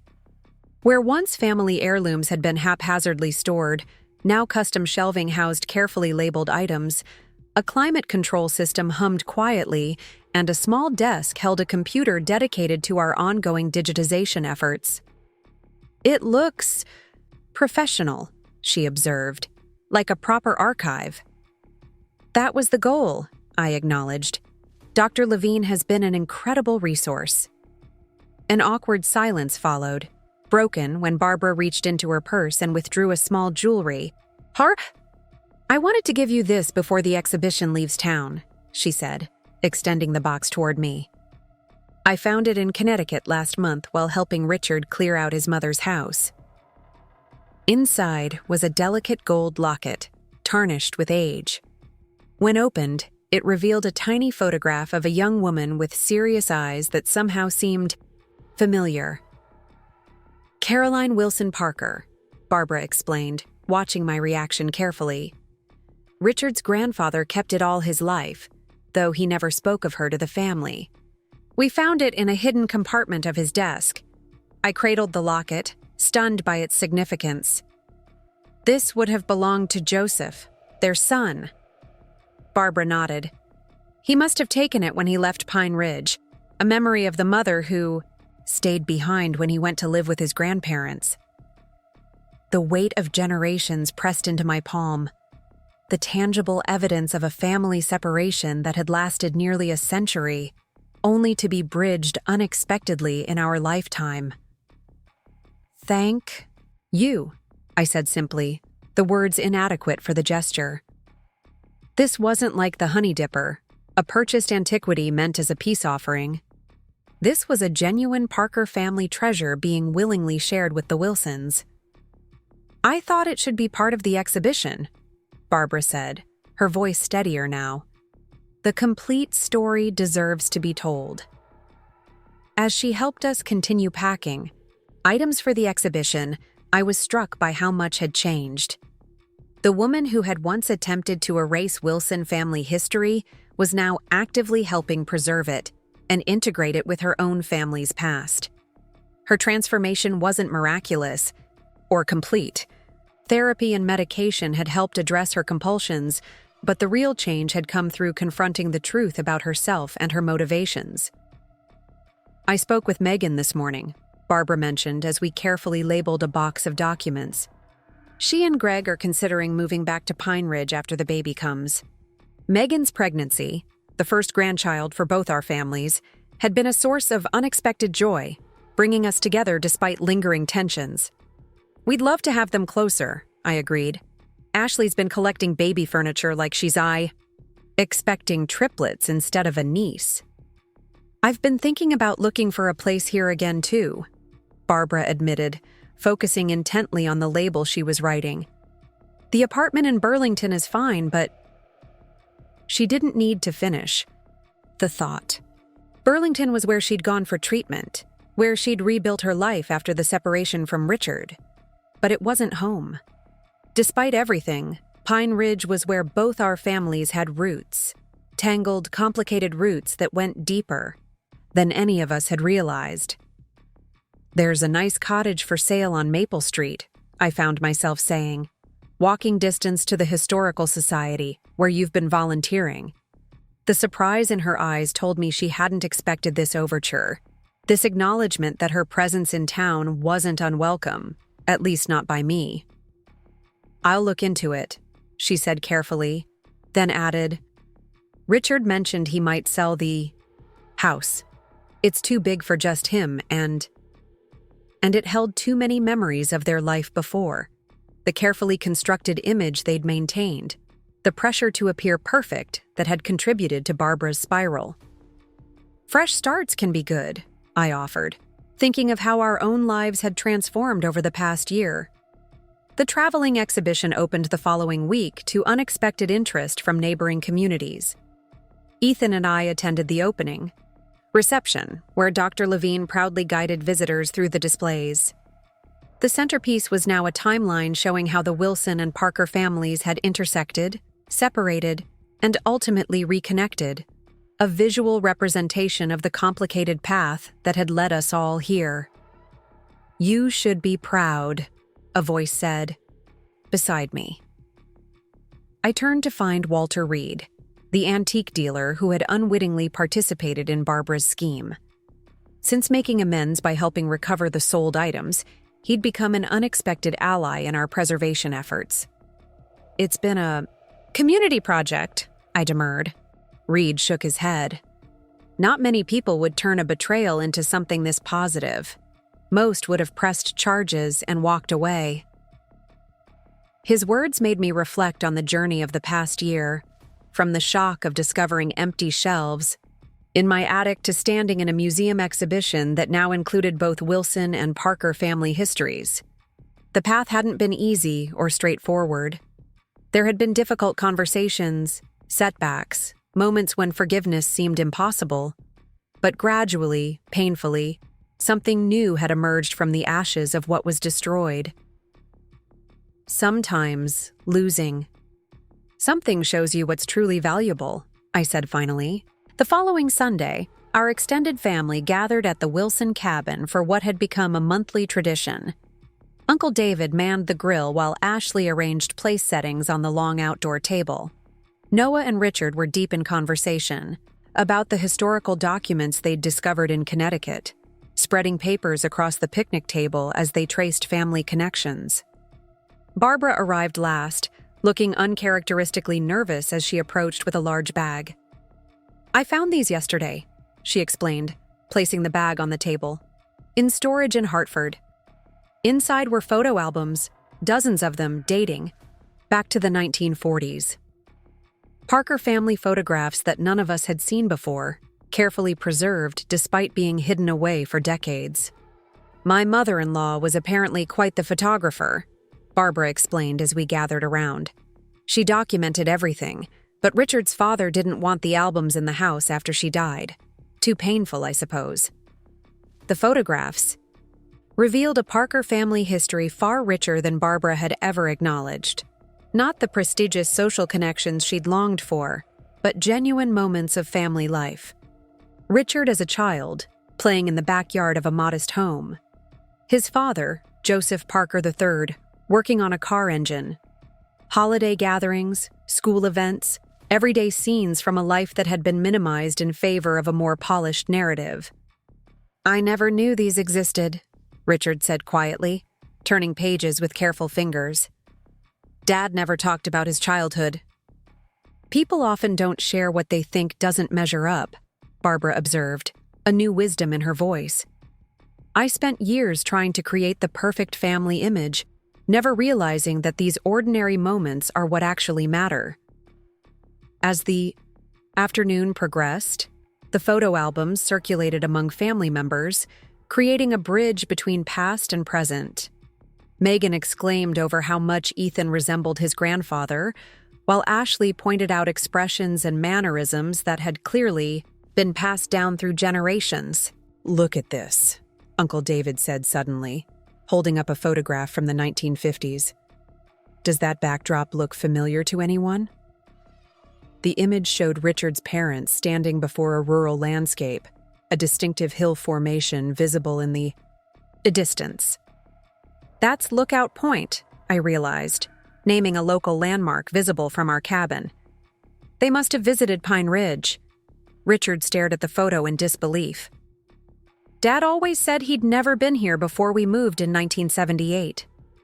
"Perhaps it was too painful," Barbara suggested, her insight born of her own therapy.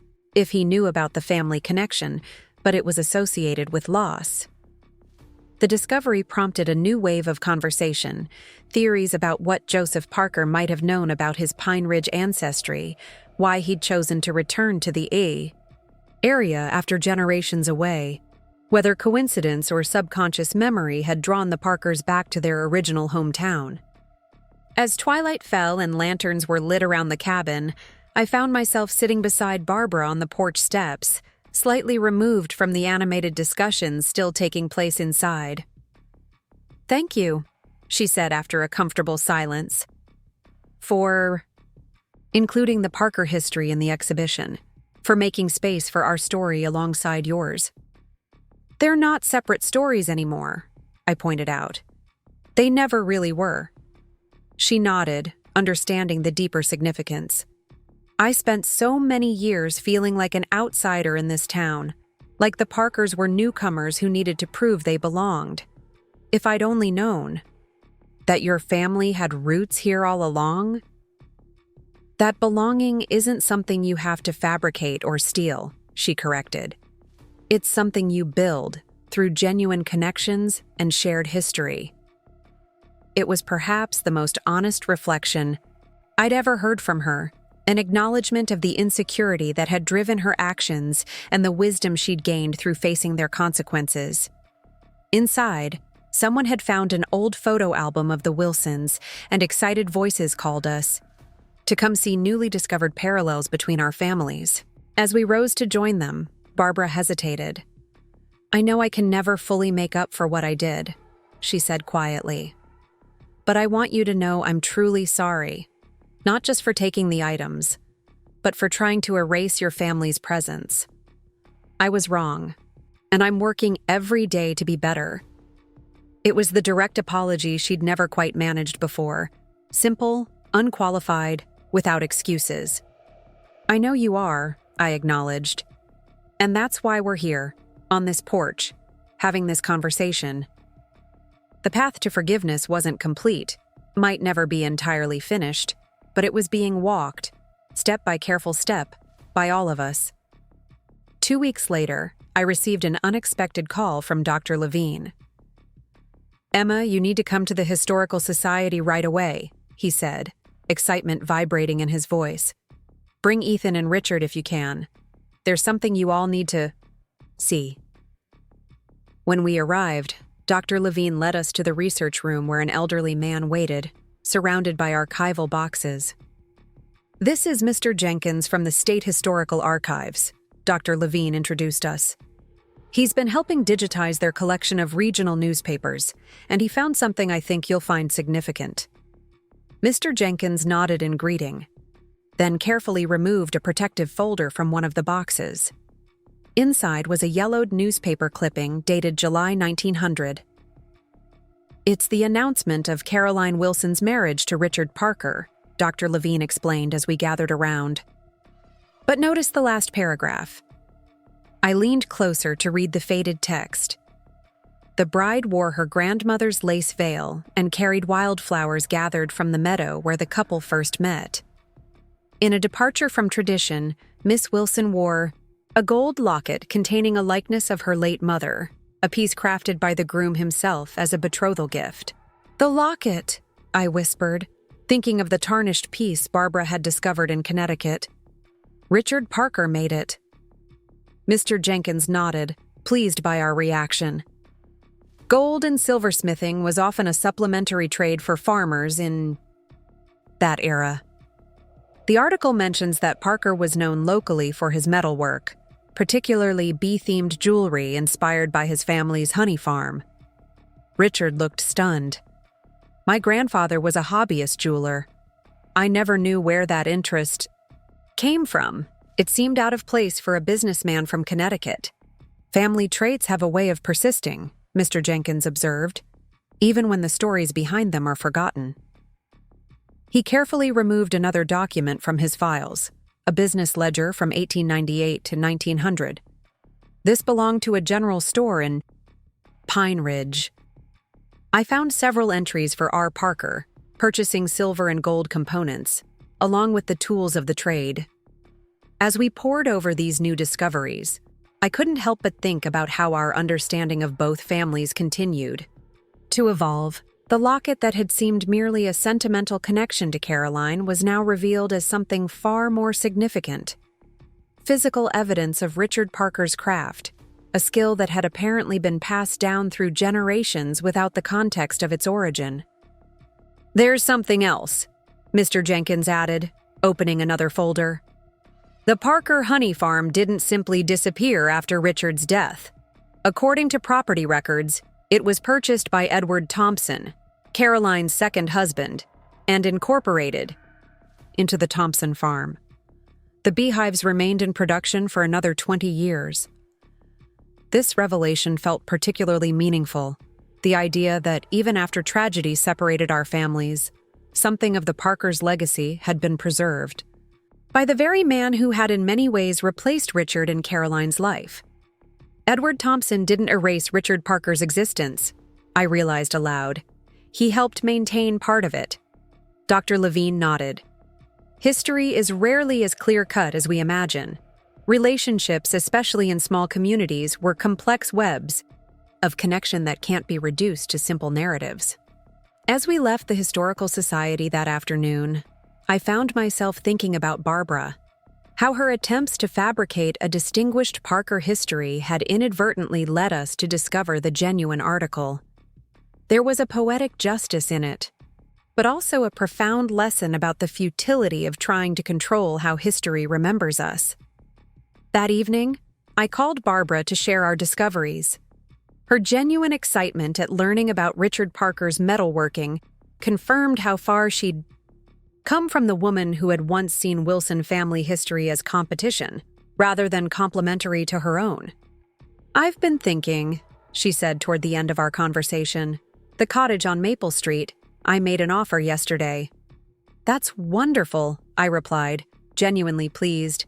"It's a beautiful home." "I want to be closer," she explained. New vulnerability in her voice.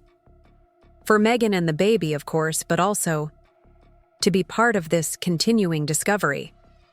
Our family's shared history is still unfolding, and I don't want to miss any more of it. The sentiment touched me deeply. This acknowledgement that our connected past was not just something to be preserved in museums, but a living, evolving story that continued to shape our present. "We're having a research day at the cabin this weekend," I found myself offering.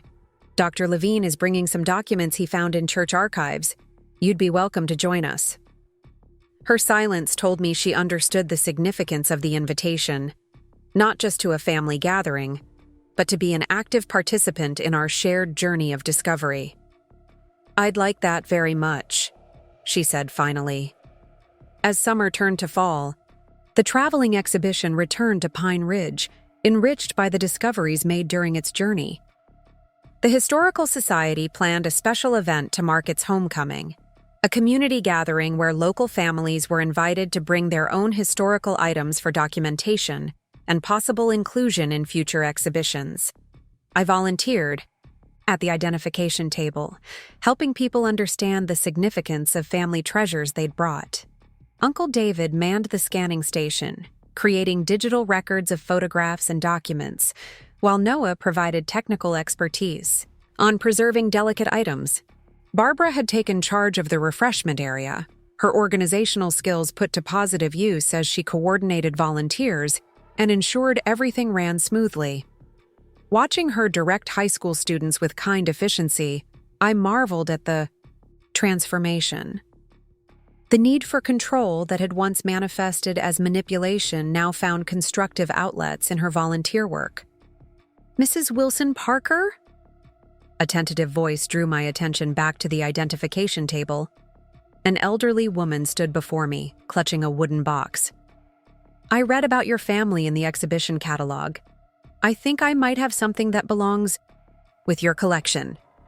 She carefully opened the box to reveal a tarnished silver honey dipper, nearly identical to the one Barbara had found in Burlington. "My grandfather purchased this at an estate sale in Hartford in the 1940s, she explained. "It's been in our family ever since, but after seeing your exhibition, well, look at the engraving." On the handle, barely visible beneath decades of tarnish, were the initials RP with a tiny bee design, the maker's mark we now recognized as Richard Parker's. The catalog mentioned he made pairs of things. The woman continued. "Wedding gifts and such. When I saw the honey dipper in your display and read about the Parker honey farm, I wondered if this might be the match to it. I carefully examined the piece, noting the identical craftsmanship to our own dipper. I believe you're right. This would have been part of a serving set, One for honey, one for cream. The woman nodded, satisfied. Then it should go back, where it belongs, with your family collection. As I began to protest that we couldn't accept such a valuable gift, she held up her hand. My family has enjoyed it for 3 generations without knowing its true significance. Now that we know, it seems right for it to rejoin its pair. History should be whole when possible, don't you think? Her generosity left me speechless. After thanking her properly and documenting the donation, I sought out Barbara, who was arranging cookies on a serving platter. "You need to see this," I said, showing her the newly acquired honey dipper. She stared at it in astonishment, then at the woman across the room who had donated it. The matching piece? After all this time? I nodded, equally amazed. What are the odds that both would end up back in Pine Ridge, back with the families they were originally connected to? Barbara carefully held the silver piece, examining the craftsmanship that linked it to her husband's ancestor. Do you ever wonder if some things are meant to find their way home? If history has its own way of making itself whole again?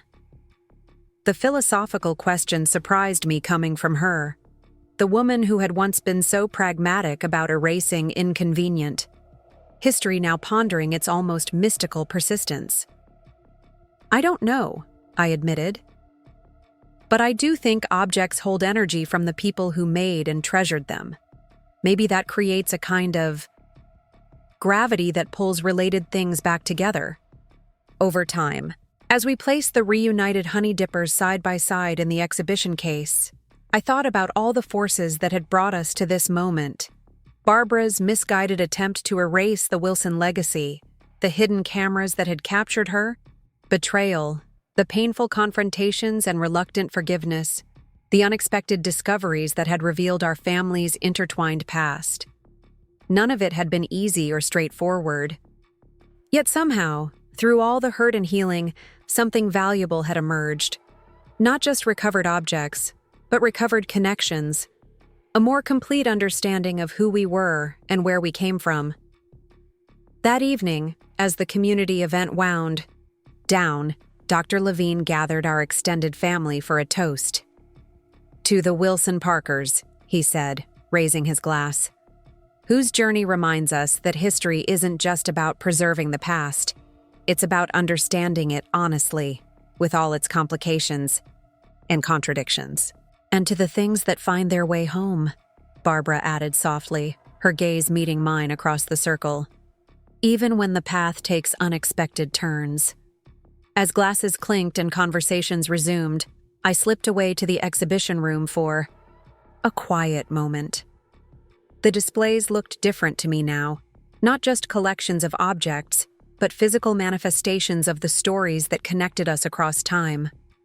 Caroline Wilson Parker's locket, the matching honey dippers crafted by Richard Parker, great-grandfather's woodworking tools, Civil War letters, each item a thread in the complex tapestry of 2 families that had separated and reunited across generations. I thought about the cameras in my attic, installed in fear and suspicion, now repurposed for documentation and preservation. They had captured a betrayal, yes, but also set in motion a journey of discovery that none of us could have anticipated. Some wounds never fully heal. Some betrayals leave permanent marks. But standing there, surrounded by the tangible evidence of our family's resilience through loss and separation, I understood something important. The legacy worth protecting wasn't just in the objects themselves, but in the willingness to face difficult truths, to acknowledge past wrongs, and to choose connection over resentment whenever possible. Barbara joined me in the exhibition room, her reflection appearing beside mine in the glass display case. "Penny for your thoughts?" she asked, echoing Ethan's familiar phrase. "I was just thinking about how differently things might have turned out," I admitted. "If I hadn't installed those cameras, if we hadn't discovered the connection between our families." She was quiet for a moment, then said with unexpected candor, I would have continued believing I needed to fabricate a history worth respecting. You would have continued not knowing the full story of your own family. We would all be poorer for it. Her perception surprised me. This acknowledgement that even through the pain of betrayal and confrontation, something valuable had been gained.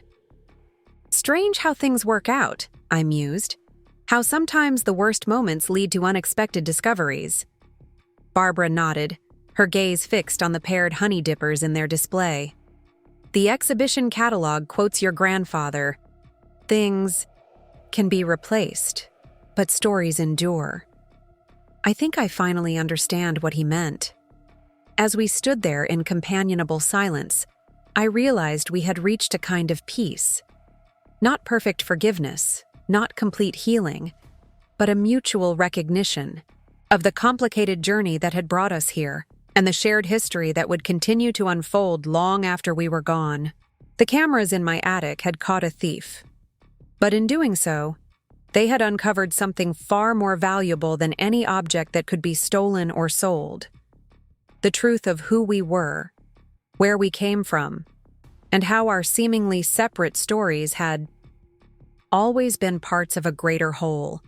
Sometimes it seems betrayal can be the beginning of understanding, and sometimes what appears to be an ending is merely a forgotten chapter waiting to be rediscovered. The crisp autumn morning brought a flurry of activity to our home. Megan had gone into labor 3 weeks early, and the entire extended family had mobilized with surprising efficiency. As I packed an overnight bag for her and Greg, Ashley coordinated with the hospital while Ethan made necessary phone calls. Even Uncle David, usually so reserved, was bustling around gathering last-minute items Megan might need. Someone needs to call Barbara, I reminded Ethan as he hung up with Richard. She's at that preservation workshop in Burlington today. He nodded, already dialing. Dad's on his way to pick her up. They'll meet us at the hospital. The fact that Richard and Barbara now functioned as an effective team during family emergencies, despite their separation, was just one of many unexpected developments in our evolving family dynamic. The impending birth of their first grandchild had created a sort of truce between them, not reconciliation, but a mutual commitment to being present without conflict. At Pine Ridge Memorial Hospital, we found Greg pacing the maternity ward waiting room, his usual composure completely abandoned.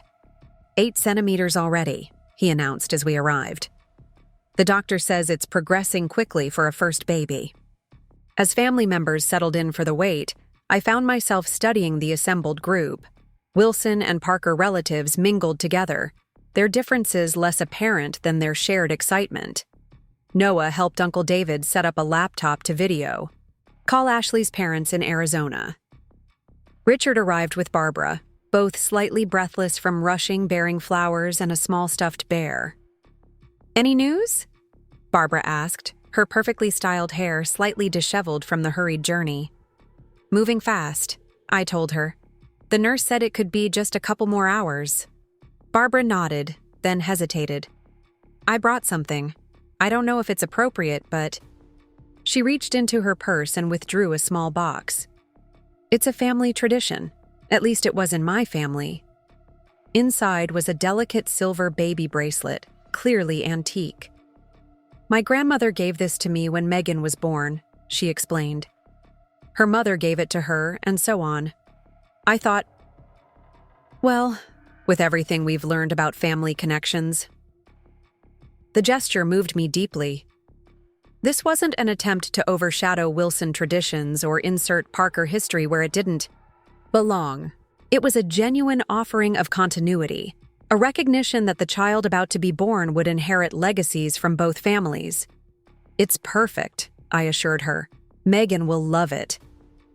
As the hours passed, conversation in the waiting room flowed, more naturally than I would have imagined possible a year earlier.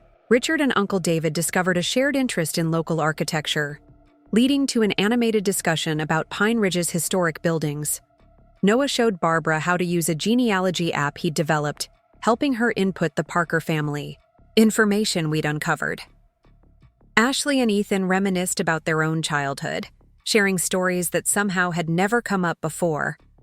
It struck me how the impending arrival of a new generation had shifted everyone's perspective, how the past suddenly mattered not as a source of conflict, but as a heritage to be preserved and passed on.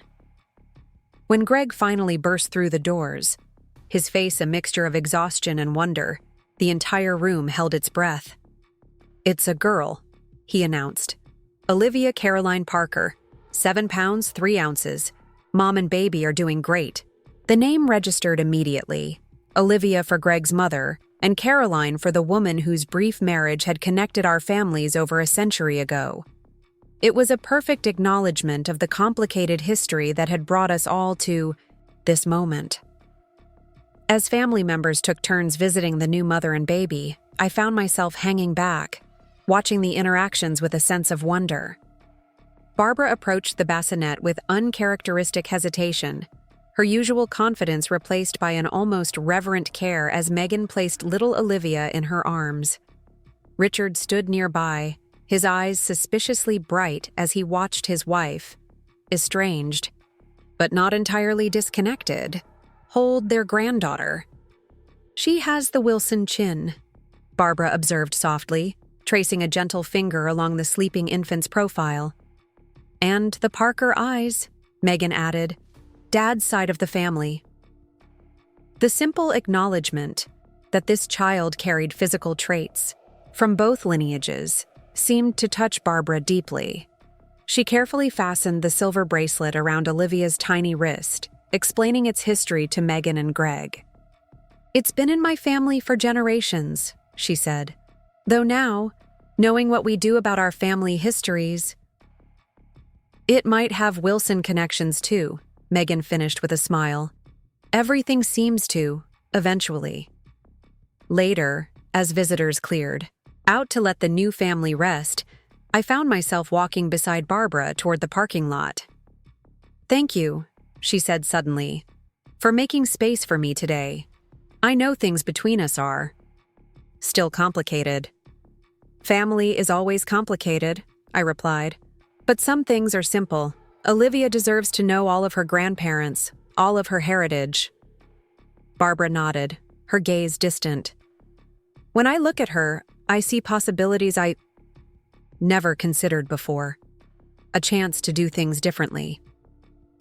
She hesitated, then added softly, "To be the kind of grandmother I needed instead of the mother I became."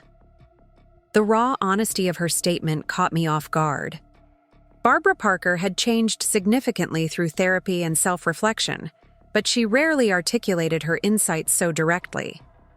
"That's a powerful perspective," I acknowledged, "breaking cycles instead of repeating them." "It's what you did," she observed. "When I betrayed your trust, you could have responded with equal destruction. Instead, you chose a different path."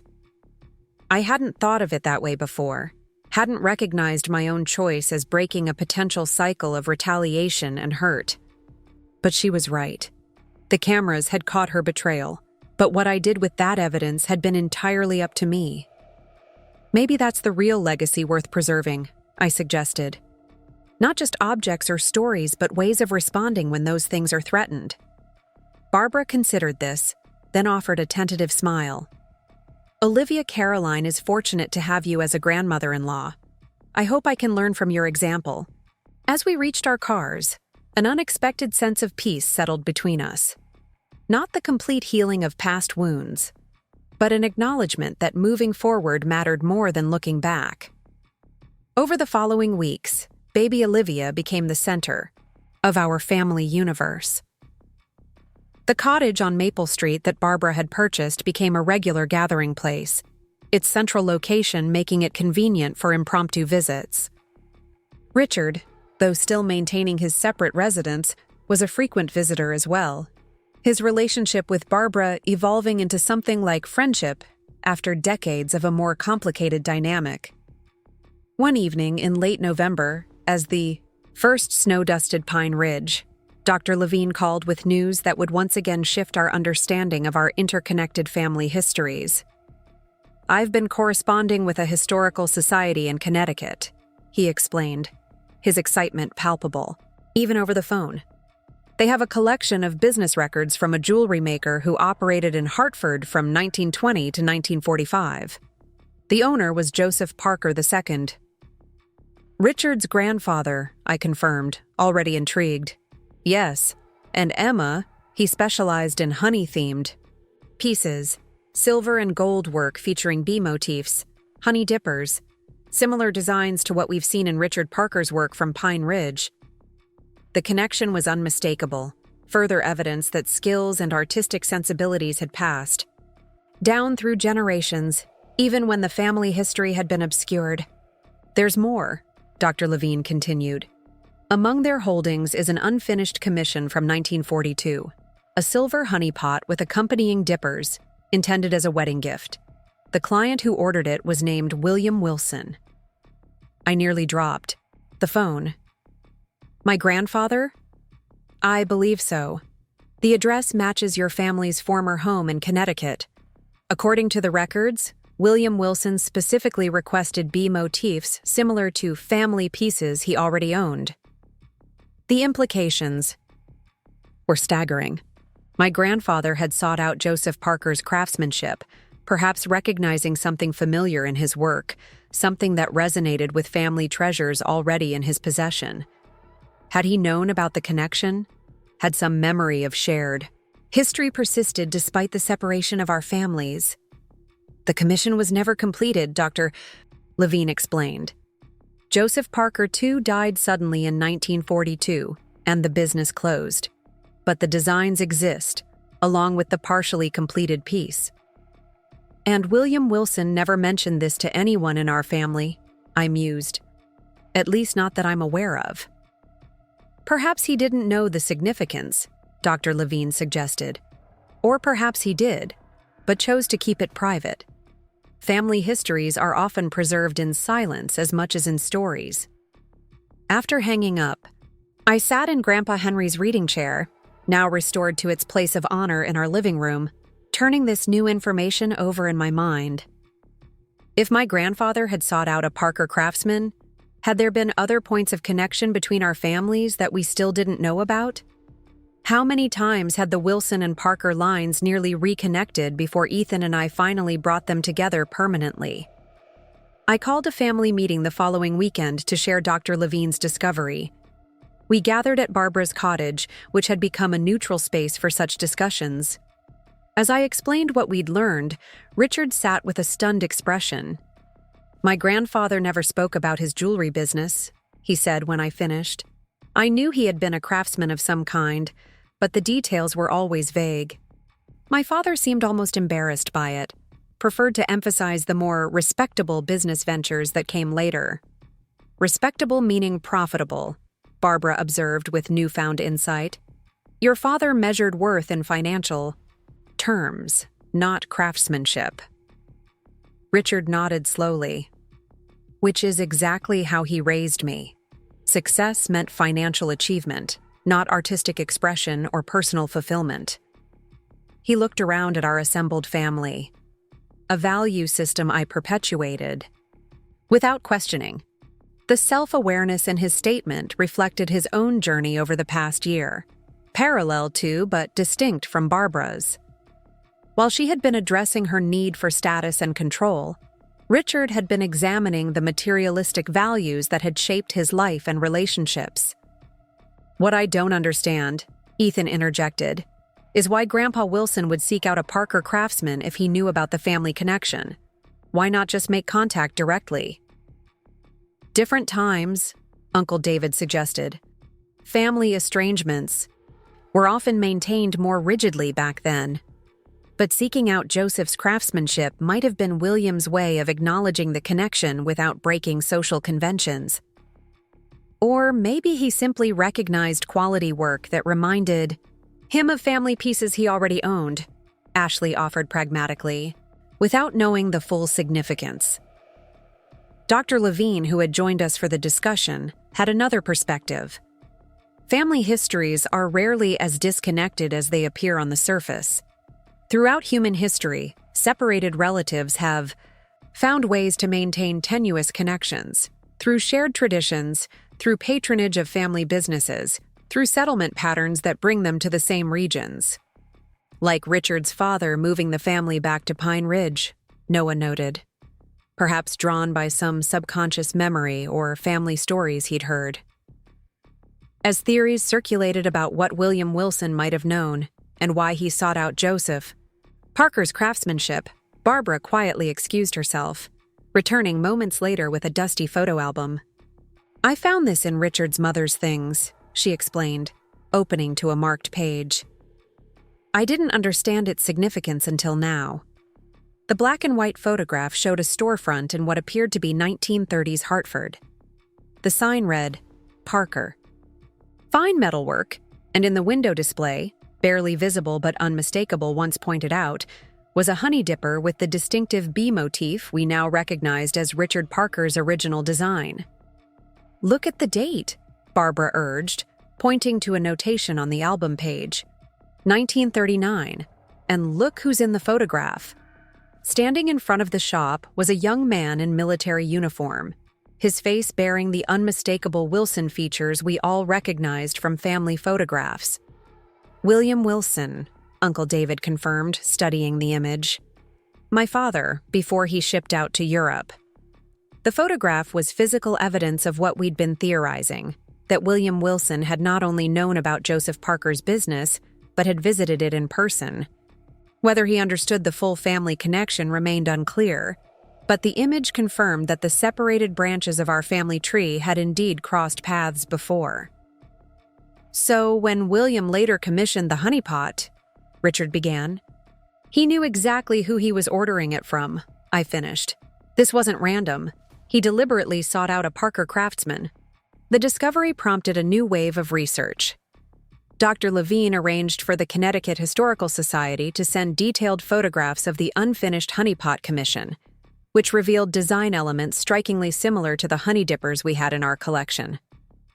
Meanwhile, Uncle David began reviewing William Wilson's personal papers, searching for any mention of the Parkers or acknowledgement of the family connection.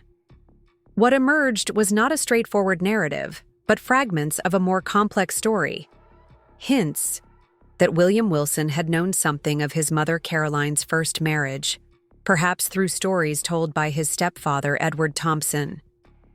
Notes in William's journal referenced mother's first love and the beekeeper's legacy, suggesting awareness of Richard Parker's existence without explicitly naming him. "I think he knew," Uncle David concluded after weeks of research. "Not the full story perhaps, but enough to recognize the Parker name and seek out Joseph's craftsmanship as a way of acknowledging the connection." "But he never told his children," I pointed out. "Grandpa Henry never mentioned any Parker relatives or connections to me." "Different generation, different sensibilities," Dr. Levine suggested.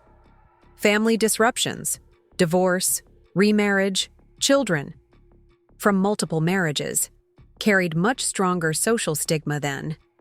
William might have known, but chosen to keep it private out of respect for his mother's choices or his stepfather's position. As winter deepened in Pine Ridge, our research expanded beyond William Wilson to other potential points of connection between our families.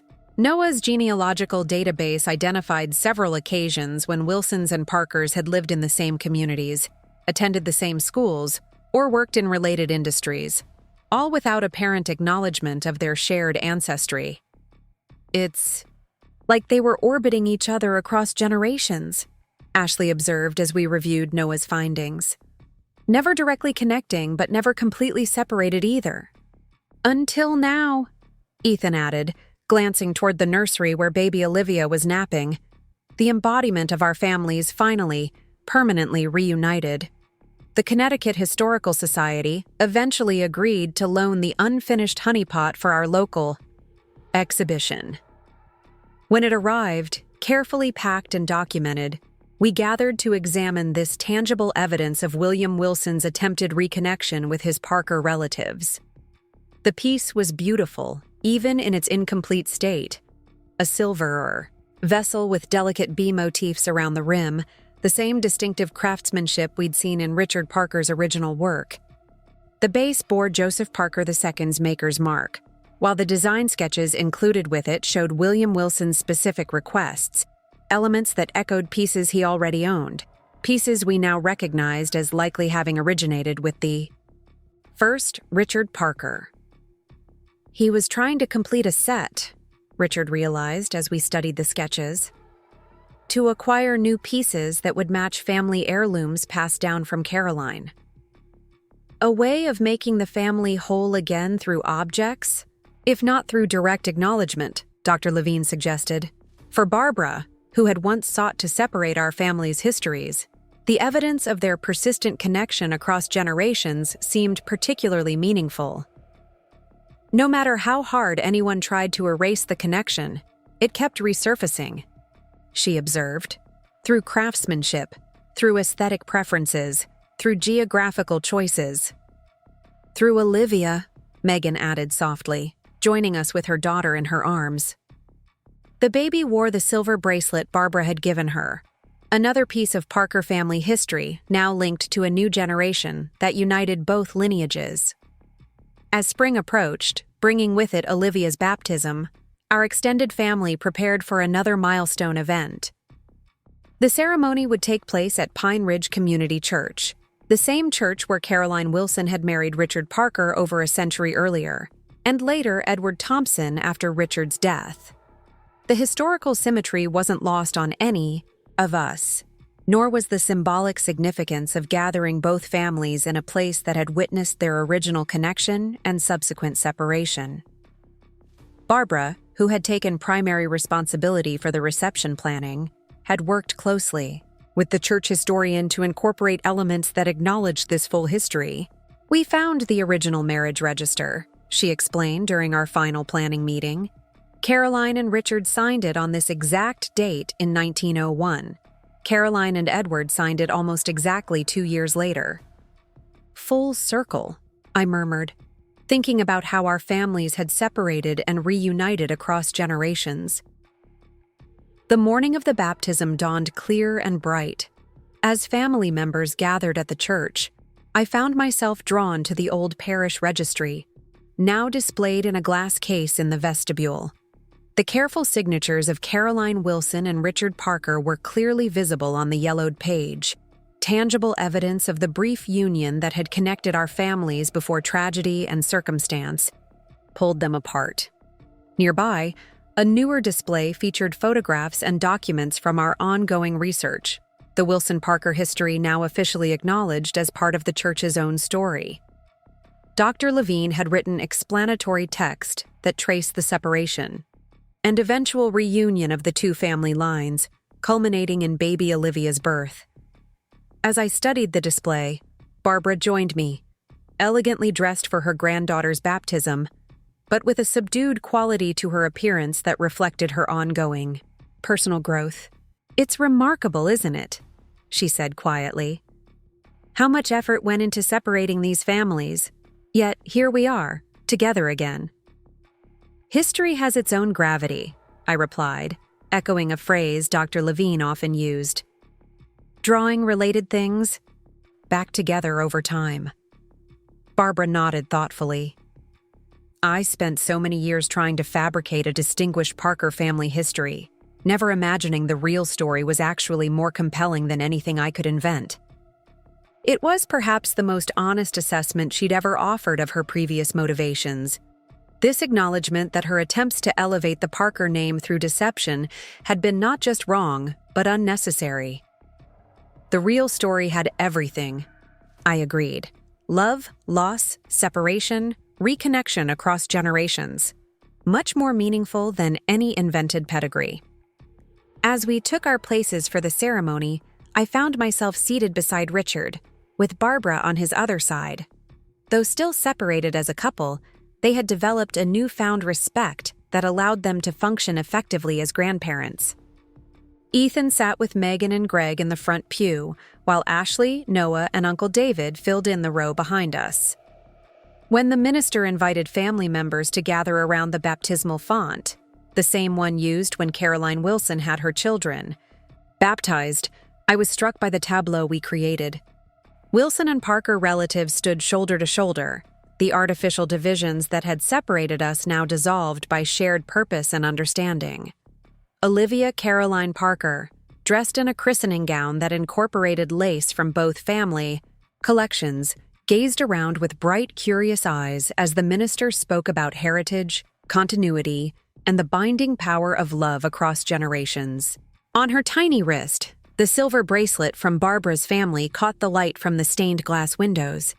The same windows that had illuminated Caroline Wilson's 2 weddings a century earlier.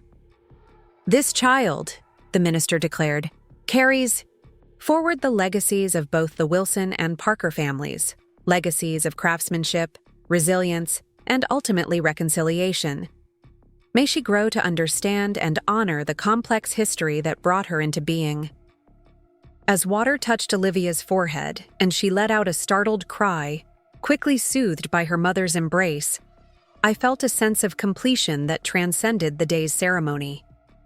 The hidden cameras in my attic had caught Barbara's betrayal, setting in motion a chain of discoveries that had ultimately healed a century-old family separation.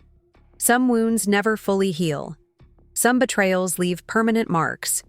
But standing in that church, watching a new generation receive blessings under the same roof where our family's complex journey had begun, I understood something profound about legacy and forgiveness.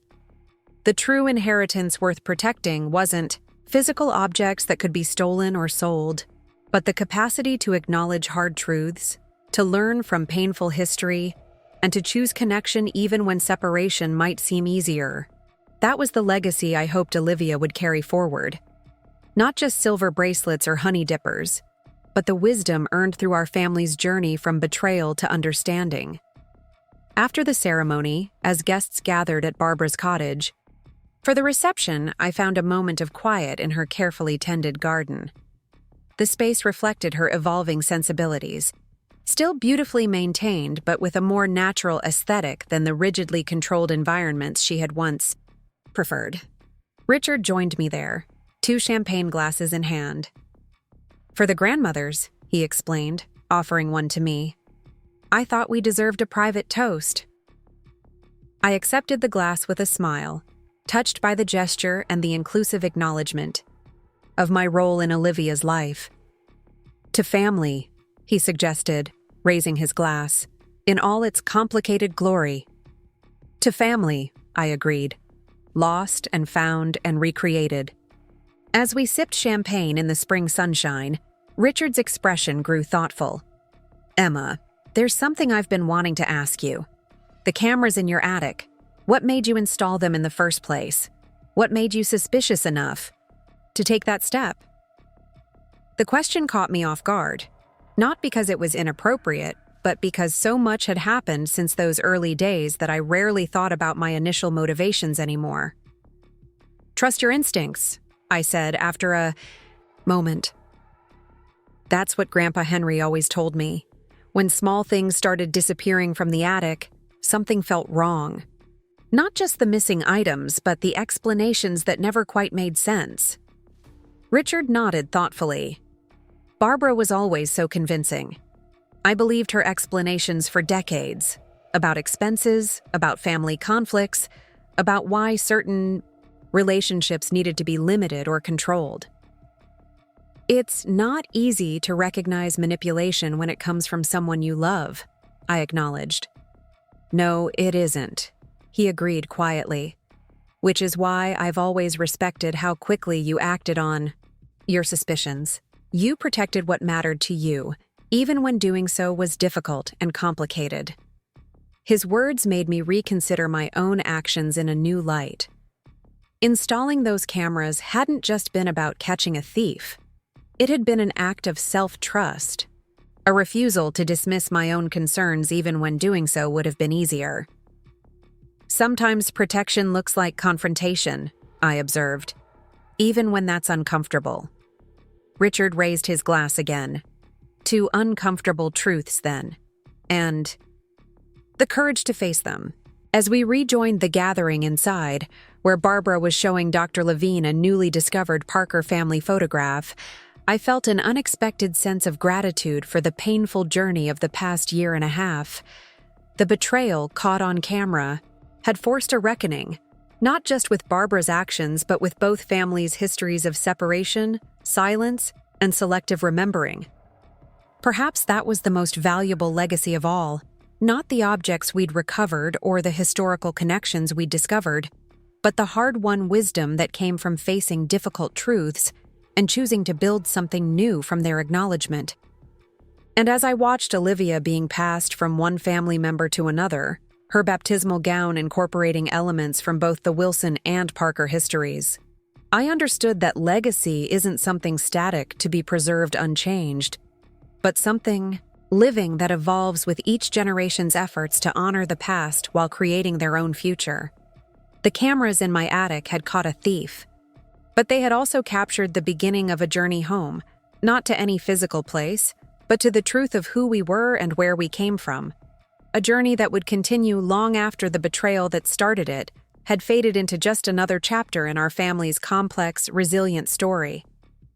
2 years after Olivia's baptism, I stood in my attic, now a properly climate-controlled archive space, carefully wrapping the last items for what had become an annual tradition. The Wilson Parker Traveling Exhibition would begin its third tour next week, this time expanding beyond neighboring towns to include stops at 3 small museums across the state. Need any help with those? Ethan called from the stairs, balancing a tray of coffee mugs. Just finishing up, I replied, accepting a steaming mug gratefully. Dr. Levine is arriving in an hour to review the final selections. The exhibition had grown significantly from its humble beginnings. What started as a local display of recovered family items had evolved into a broader exploration of how family histories are preserved, lost, and sometimes deliberately obscured across generations. Museums had taken interest not just in our specific story, but in the universal themes it represented: the persistence of family connections despite separation, the way craftsmanship and aesthetic preferences travel through bloodlines even when the stories behind them are forgotten. Mom called, Ethan mentioned, helping me label the final box. She's finished the companion piece for the honeypot. This was perhaps the most unexpected development of the past year.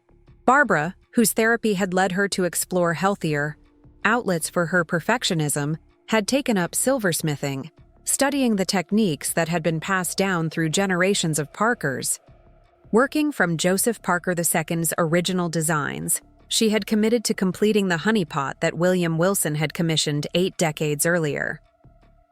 Is she pleased with it? I asked, genuinely curious.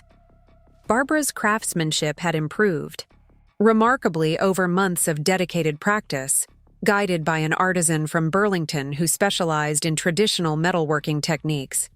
She says it's not perfect, Ethan replied with a knowing smile. But it's authentic, which matters more. The distinction was significant, evidence of Barbara's continued growth away from superficial perfection toward genuine value.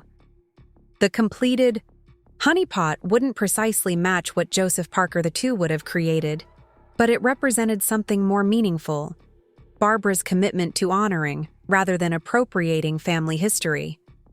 Our doorbell rang, announcing Dr. Levine's arrival. Now officially retired from his university position, he had devoted himself fully to documenting the Wilson Parker history, a project that had expanded to include research on other Pine Ridge families whose stories had been similarly fragmented by time and circumstance. Emma, Ethan, he greeted us warmly. I've brought something remarkable to show you before we finalize the exhibition selections. Over coffee at our dining table, he carefully unfolded a document protected in an archival sleeve, a letter dated 1945, written in a shaky hand on War Department stationery. This was in a collection recently donated to the state archives, he explained. Letters from servicemen stationed in Europe during the final months of World War II. This one was written by William Wilson to his son Henry. My breath caught. Grandpa Henry had rarely spoken about his father's wartime service, and I'd never seen any correspondence from that period. May I? I asked, reaching for the letter with careful hands. Dr. Levine nodded. It's a copy, made with the archive's permission. I thought you should see it before deciding whether to include it in the exhibition. The letter began conventionally enough, a father's update to his son about his location and health, cautious references to military operations that wouldn't trigger censors. But the final paragraphs made my heart race. I've been thinking much about family lately, as men do when facing mortality daily. There are things I've never told you about your grandmother Caroline, about her life before she married Edward Thompson. She was briefly married to a man named Richard Parker, who died young. They had a son, your half-uncle Joseph, who now lives in Connecticut with his family. I've kept track of him over the years, though we've never spoken. Pride and circumstance kept our families separate, a division I've come to regret as I see the fragility of life here. If I don't return home, there is a silver honey pot being made by Joseph's son in Hartford, commissioned before I shipped out. It was to be my way of acknowledging the connection, however belatedly. If it is completed, I hope you will receive it and understand its significance. Some family separations are necessary, but others are merely the result of stubbornness and misunderstanding. The Parkers are your blood too, Henry. Remember that. The letter continued with more conventional closing sentiments, but my hands trembled as I passed it to Ethan. He knew everything, I whispered, and he wanted Grandpa Henry to know too. But the honey pot was never completed, Ethan noted, scanning the letter. Joseph Parker, too, died before finishing it. And William survived the war, Dr. Levine added. So perhaps he felt the urgency had passed. Or perhaps he tried to tell Henry in person but couldn't find the right way. I thought about my grandfather, his careful preservation of family history, his emphasis on protecting our legacy. Had he known about the Parker connection all along? Had he tried, in his own subtle way, to prepare me for a truth he'd never fully articulated? This changes the narrative significantly, Dr. Levine observed. Not a story of families completely separated by tragedy, but of individuals making conscious choices about how much of their history to acknowledge or conceal. Choices that affected generations, I added, thinking about how differently things might have unfolded if William's attempt at reconnection had succeeded, if Grandpa Henry had known about his Parker relatives, if Barbara had understood the true history she was trying to erase. As we finalized selections for the traveling exhibition, William's letter added a poignant new dimension to our family story. Dr. Levine suggested creating a special display around the theme of attempted reconnections, featuring the letter, the unfinished honeypot, and now Barbara's companion piece, symbols of efforts across generations to bridge the divide between our families.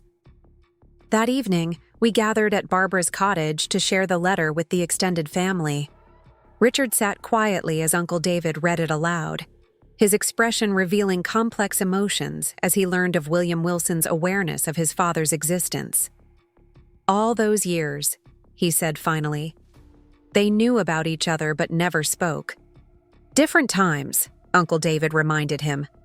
Family separations were handled differently then, but William clearly wanted to change that in his own way. Barbara, who had been listening intently, spoke up.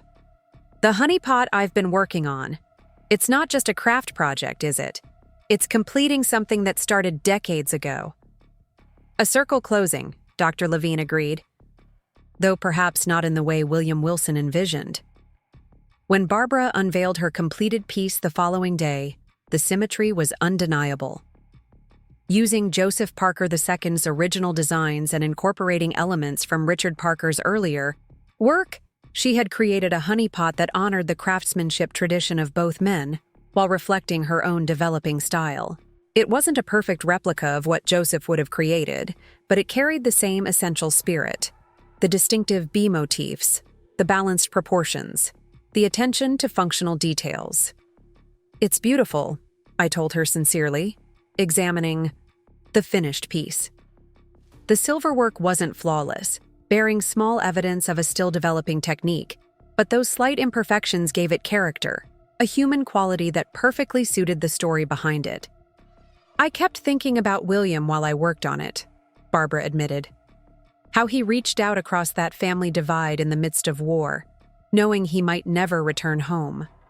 How much courage that must have taken." Her perception surprised me. This empathetic connection to a man she'd never met, whose attempt at family reconciliation paralleled our own journey in unexpected ways. The traveling exhibition opened the following week at the Pine Ridge Historical Society before embarking on its expanded tour. The central display now incorporated William's letter alongside the original honey dippers, Caroline's locket, the E.T. unfinished honeypot from Joseph Parker II, and Barbara's companion piece, physical manifestations of a family story that spanned more than a century. From separation to reunion, read the exhibition text Dr. Levine had written. The Wilson Parker family journey illuminates how the past is never truly lost, merely waiting to be rediscovered when we're ready to see it clearly. As visitors moved through the exhibition on opening night, I watched Barbara explaining the silver working techniques to an interested group. She handled questions about her craftsmanship with newfound humility, freely acknowledging her status as a beginner while showing genuine pride in what she had accomplished. "Your mother-in-law has come a long way," Uncle David observed, joining me by the display. "Hard to reconcile with the woman who threw away your family heirlooms." "People can change," I replied, "when they're willing to face difficult truths about themselves." The transformation hadn't been instantaneous or simple. Barbara's journey from destructive perfectionism to creative growth had included relapses, setbacks, and moments when old patterns reasserted themselves. But the overall trajectory had been toward healing, not just for her, but for all of us, affected by her actions. Richard approached, champagne glasses in hand. "A toast to the exhibition's send-off," he suggested, handing us each a glass. "And to William Wilson's letter finally reaching its intended recipients, even if decades late." As we raised our glasses, I caught sight of the security cameras discreetly positioned throughout the exhibition space, standard museum practice to protect valuable items. So different from the hidden cameras I'd installed in our attic out of suspicion and fear, yet serving a similar protective purpose. From hidden cameras catching deception to visible ones preserving history, I mused, putting my observation into words. "It feels symbolically appropriate." Uncle David chuckled. "Always the poet in the family. But you're right. There's something fitting about it." Later that evening, as the opening reception wound down, I found myself alone with the exhibition's centerpiece, the tableau of objects representing our family's journey from separation to reunion. Standing before Caroline's locket, the paired honey dippers, the unfinished and now companion honey pots, I felt the weight of history in a tangible way. Dr. Levine joined me, his scholarly enthusiasm tempered by genuine affection for our family, after years of collaboration. "You know what strikes me most about your story?" he asked. "How often family histories are shaped not just by what happened, but by what people choose to remember and share. Or choose to forget and conceal," I added. He nodded thoughtfully. "William knew about the Parker connection, but didn't fully share it with Henry. Henry may have known something but didn't pass it on to you directly. Barbara tried to erase your family's history, but ended up uncovering a deeper connection instead. And now we're deliberately preserving and sharing all of it," I concluded. "The full, complicated truth. That's what makes this exhibition so compelling," Dr. Levine observed. "It's not just about objects or even people. It's about how family stories evolve across generations, shaped by each person's choices about what to acknowledge or deny." As the exhibition embarked on its tour the following week, those choices continued to resonate through our family in unexpected ways. Richard, inspired by William's wartime letter, began researching his father's military service, discovering connections to Pine Ridge veterans that further rooted the Parker family in local history. Barbara's silversmithing evolved from therapeutic hobby to genuine passion as she studied historical techniques and incorporated them into contemporary designs. Most significantly, Megan and Greg announced they were expecting their second child, a boy this time, to be named William Richard Parker, honoring both family lines. The announcement, made at a Sunday dinner at the Wilson cabin, brought tears to Richard's eyes and a quiet smile to Barbara's face. Acknowledgement of their shared legacy continuing into a new generation. "I've been thinking," Barbara said later, that evening as we sat on the cabin's porch watching fireflies emerge in the summer twilight, about starting a scholarship at the community college. "What kind of scholarship?" I asked, genuinely curious. "For historical preservation," she replied, "specifically for projects focused on uncovering and documenting family histories that have been fragmented or lost, especially for families who don't have the resources to research their roots themselves." The thoughtfulness of the proposal moved me. This recognition that our family's journey of discovery had been facilitated by privilege, by access to resources and experts that many lacked. "That's a wonderful idea," I told her sincerely. "A way of extending what we've learned beyond just our own family story." Barbara nodded, her gaze fixed on the gathering darkness. "I spent so many years trying to fabricate a distinguished history for the Parkers. Now I understand that every family's real story is worth preserving, exactly as it is, with all its complications and contradictions." It was perhaps the most profound evidence of her transformation. This shift from seeing family history as a status symbol to recognizing it as a fundamental human right, the knowledge of where we come from and how we connect to those who came before us. The Wilson Parker Family History Scholarship was established that fall, providing funding for 3 students annually to pursue projects documenting previously unrecorded aspects of local family histories. The first recipients focused on immigrant families whose stories had been altered or simplified in official records, Native American lineages disrupted by government policies, and African American families whose histories had been obscured by slavery and its aftermath.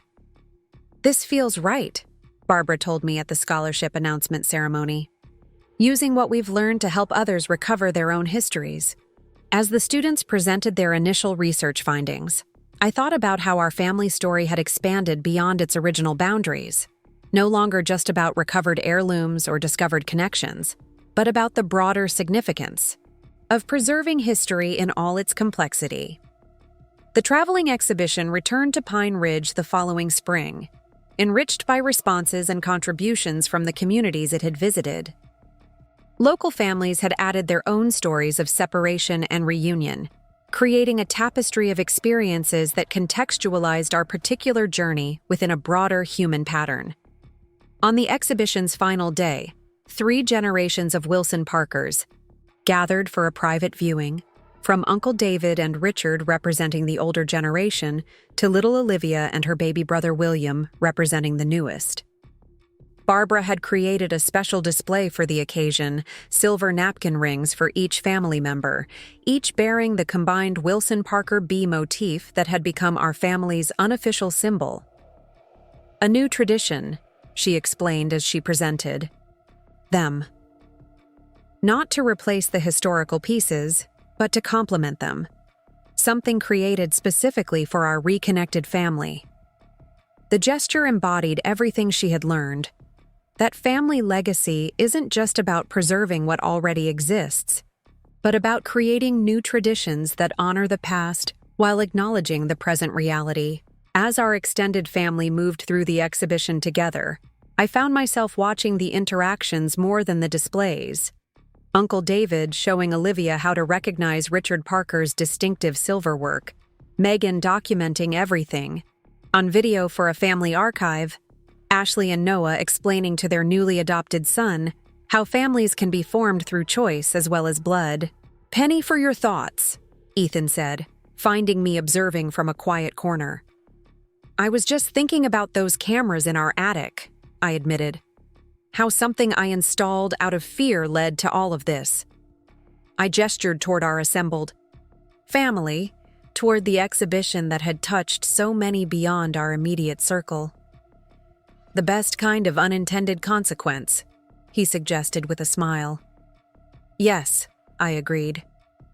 Though sometimes I wonder what would have happened if I hadn't caught Barbara that day, if the betrayal had remained undiscovered. "We might never have learned about our shared history," Ethan acknowledged.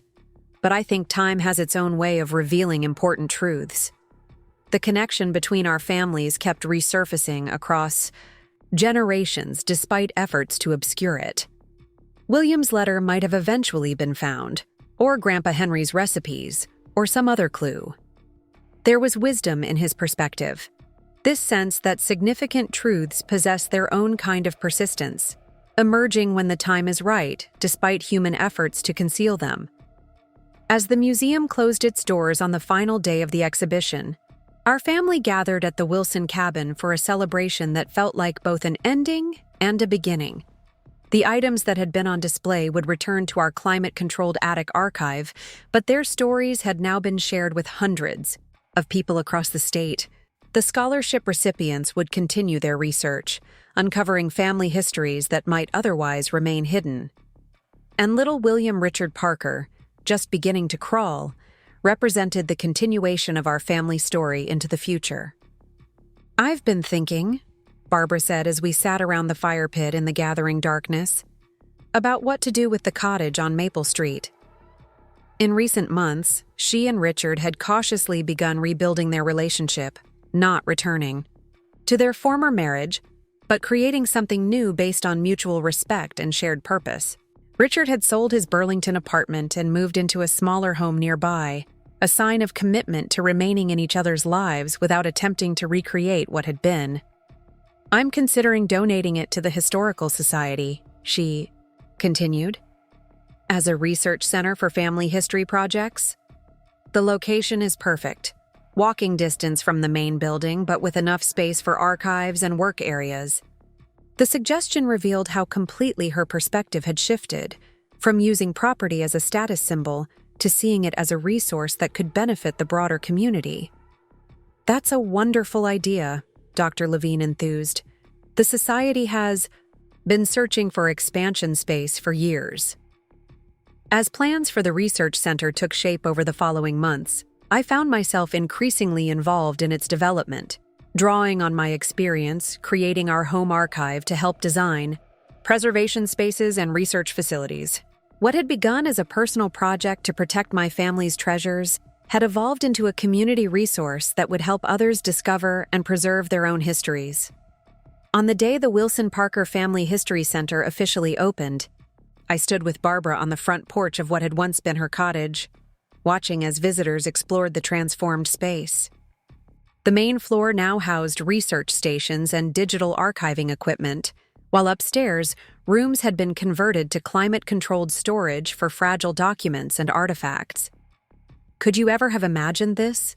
I asked her, genuinely curious about how she viewed the journey from that day in my attic to this moment of community celebration. She shook her head, a wry smile playing at her lips. "When I took those items from your attic, I thought I was simplifying our lives, removing complications, creating a cleaner narrative. Instead, I set in motion the exact opposite, the recovery of a complex, messy, wonderful family history that neither of us knew existed." Her self-awareness was hard-won, the product of years of therapy and difficult self-examination. The woman who had once sought to erase inconvenient history now dedicated herself to preserving it in all its complexity.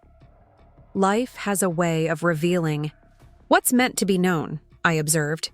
Despite our best efforts to control the narrative, inside the center, a special display highlighted the Wilson Parker story that had inspired its creation, not as the only or most important family history, but as an example of how separated narratives can be reunited through persistence and openness to difficult truths.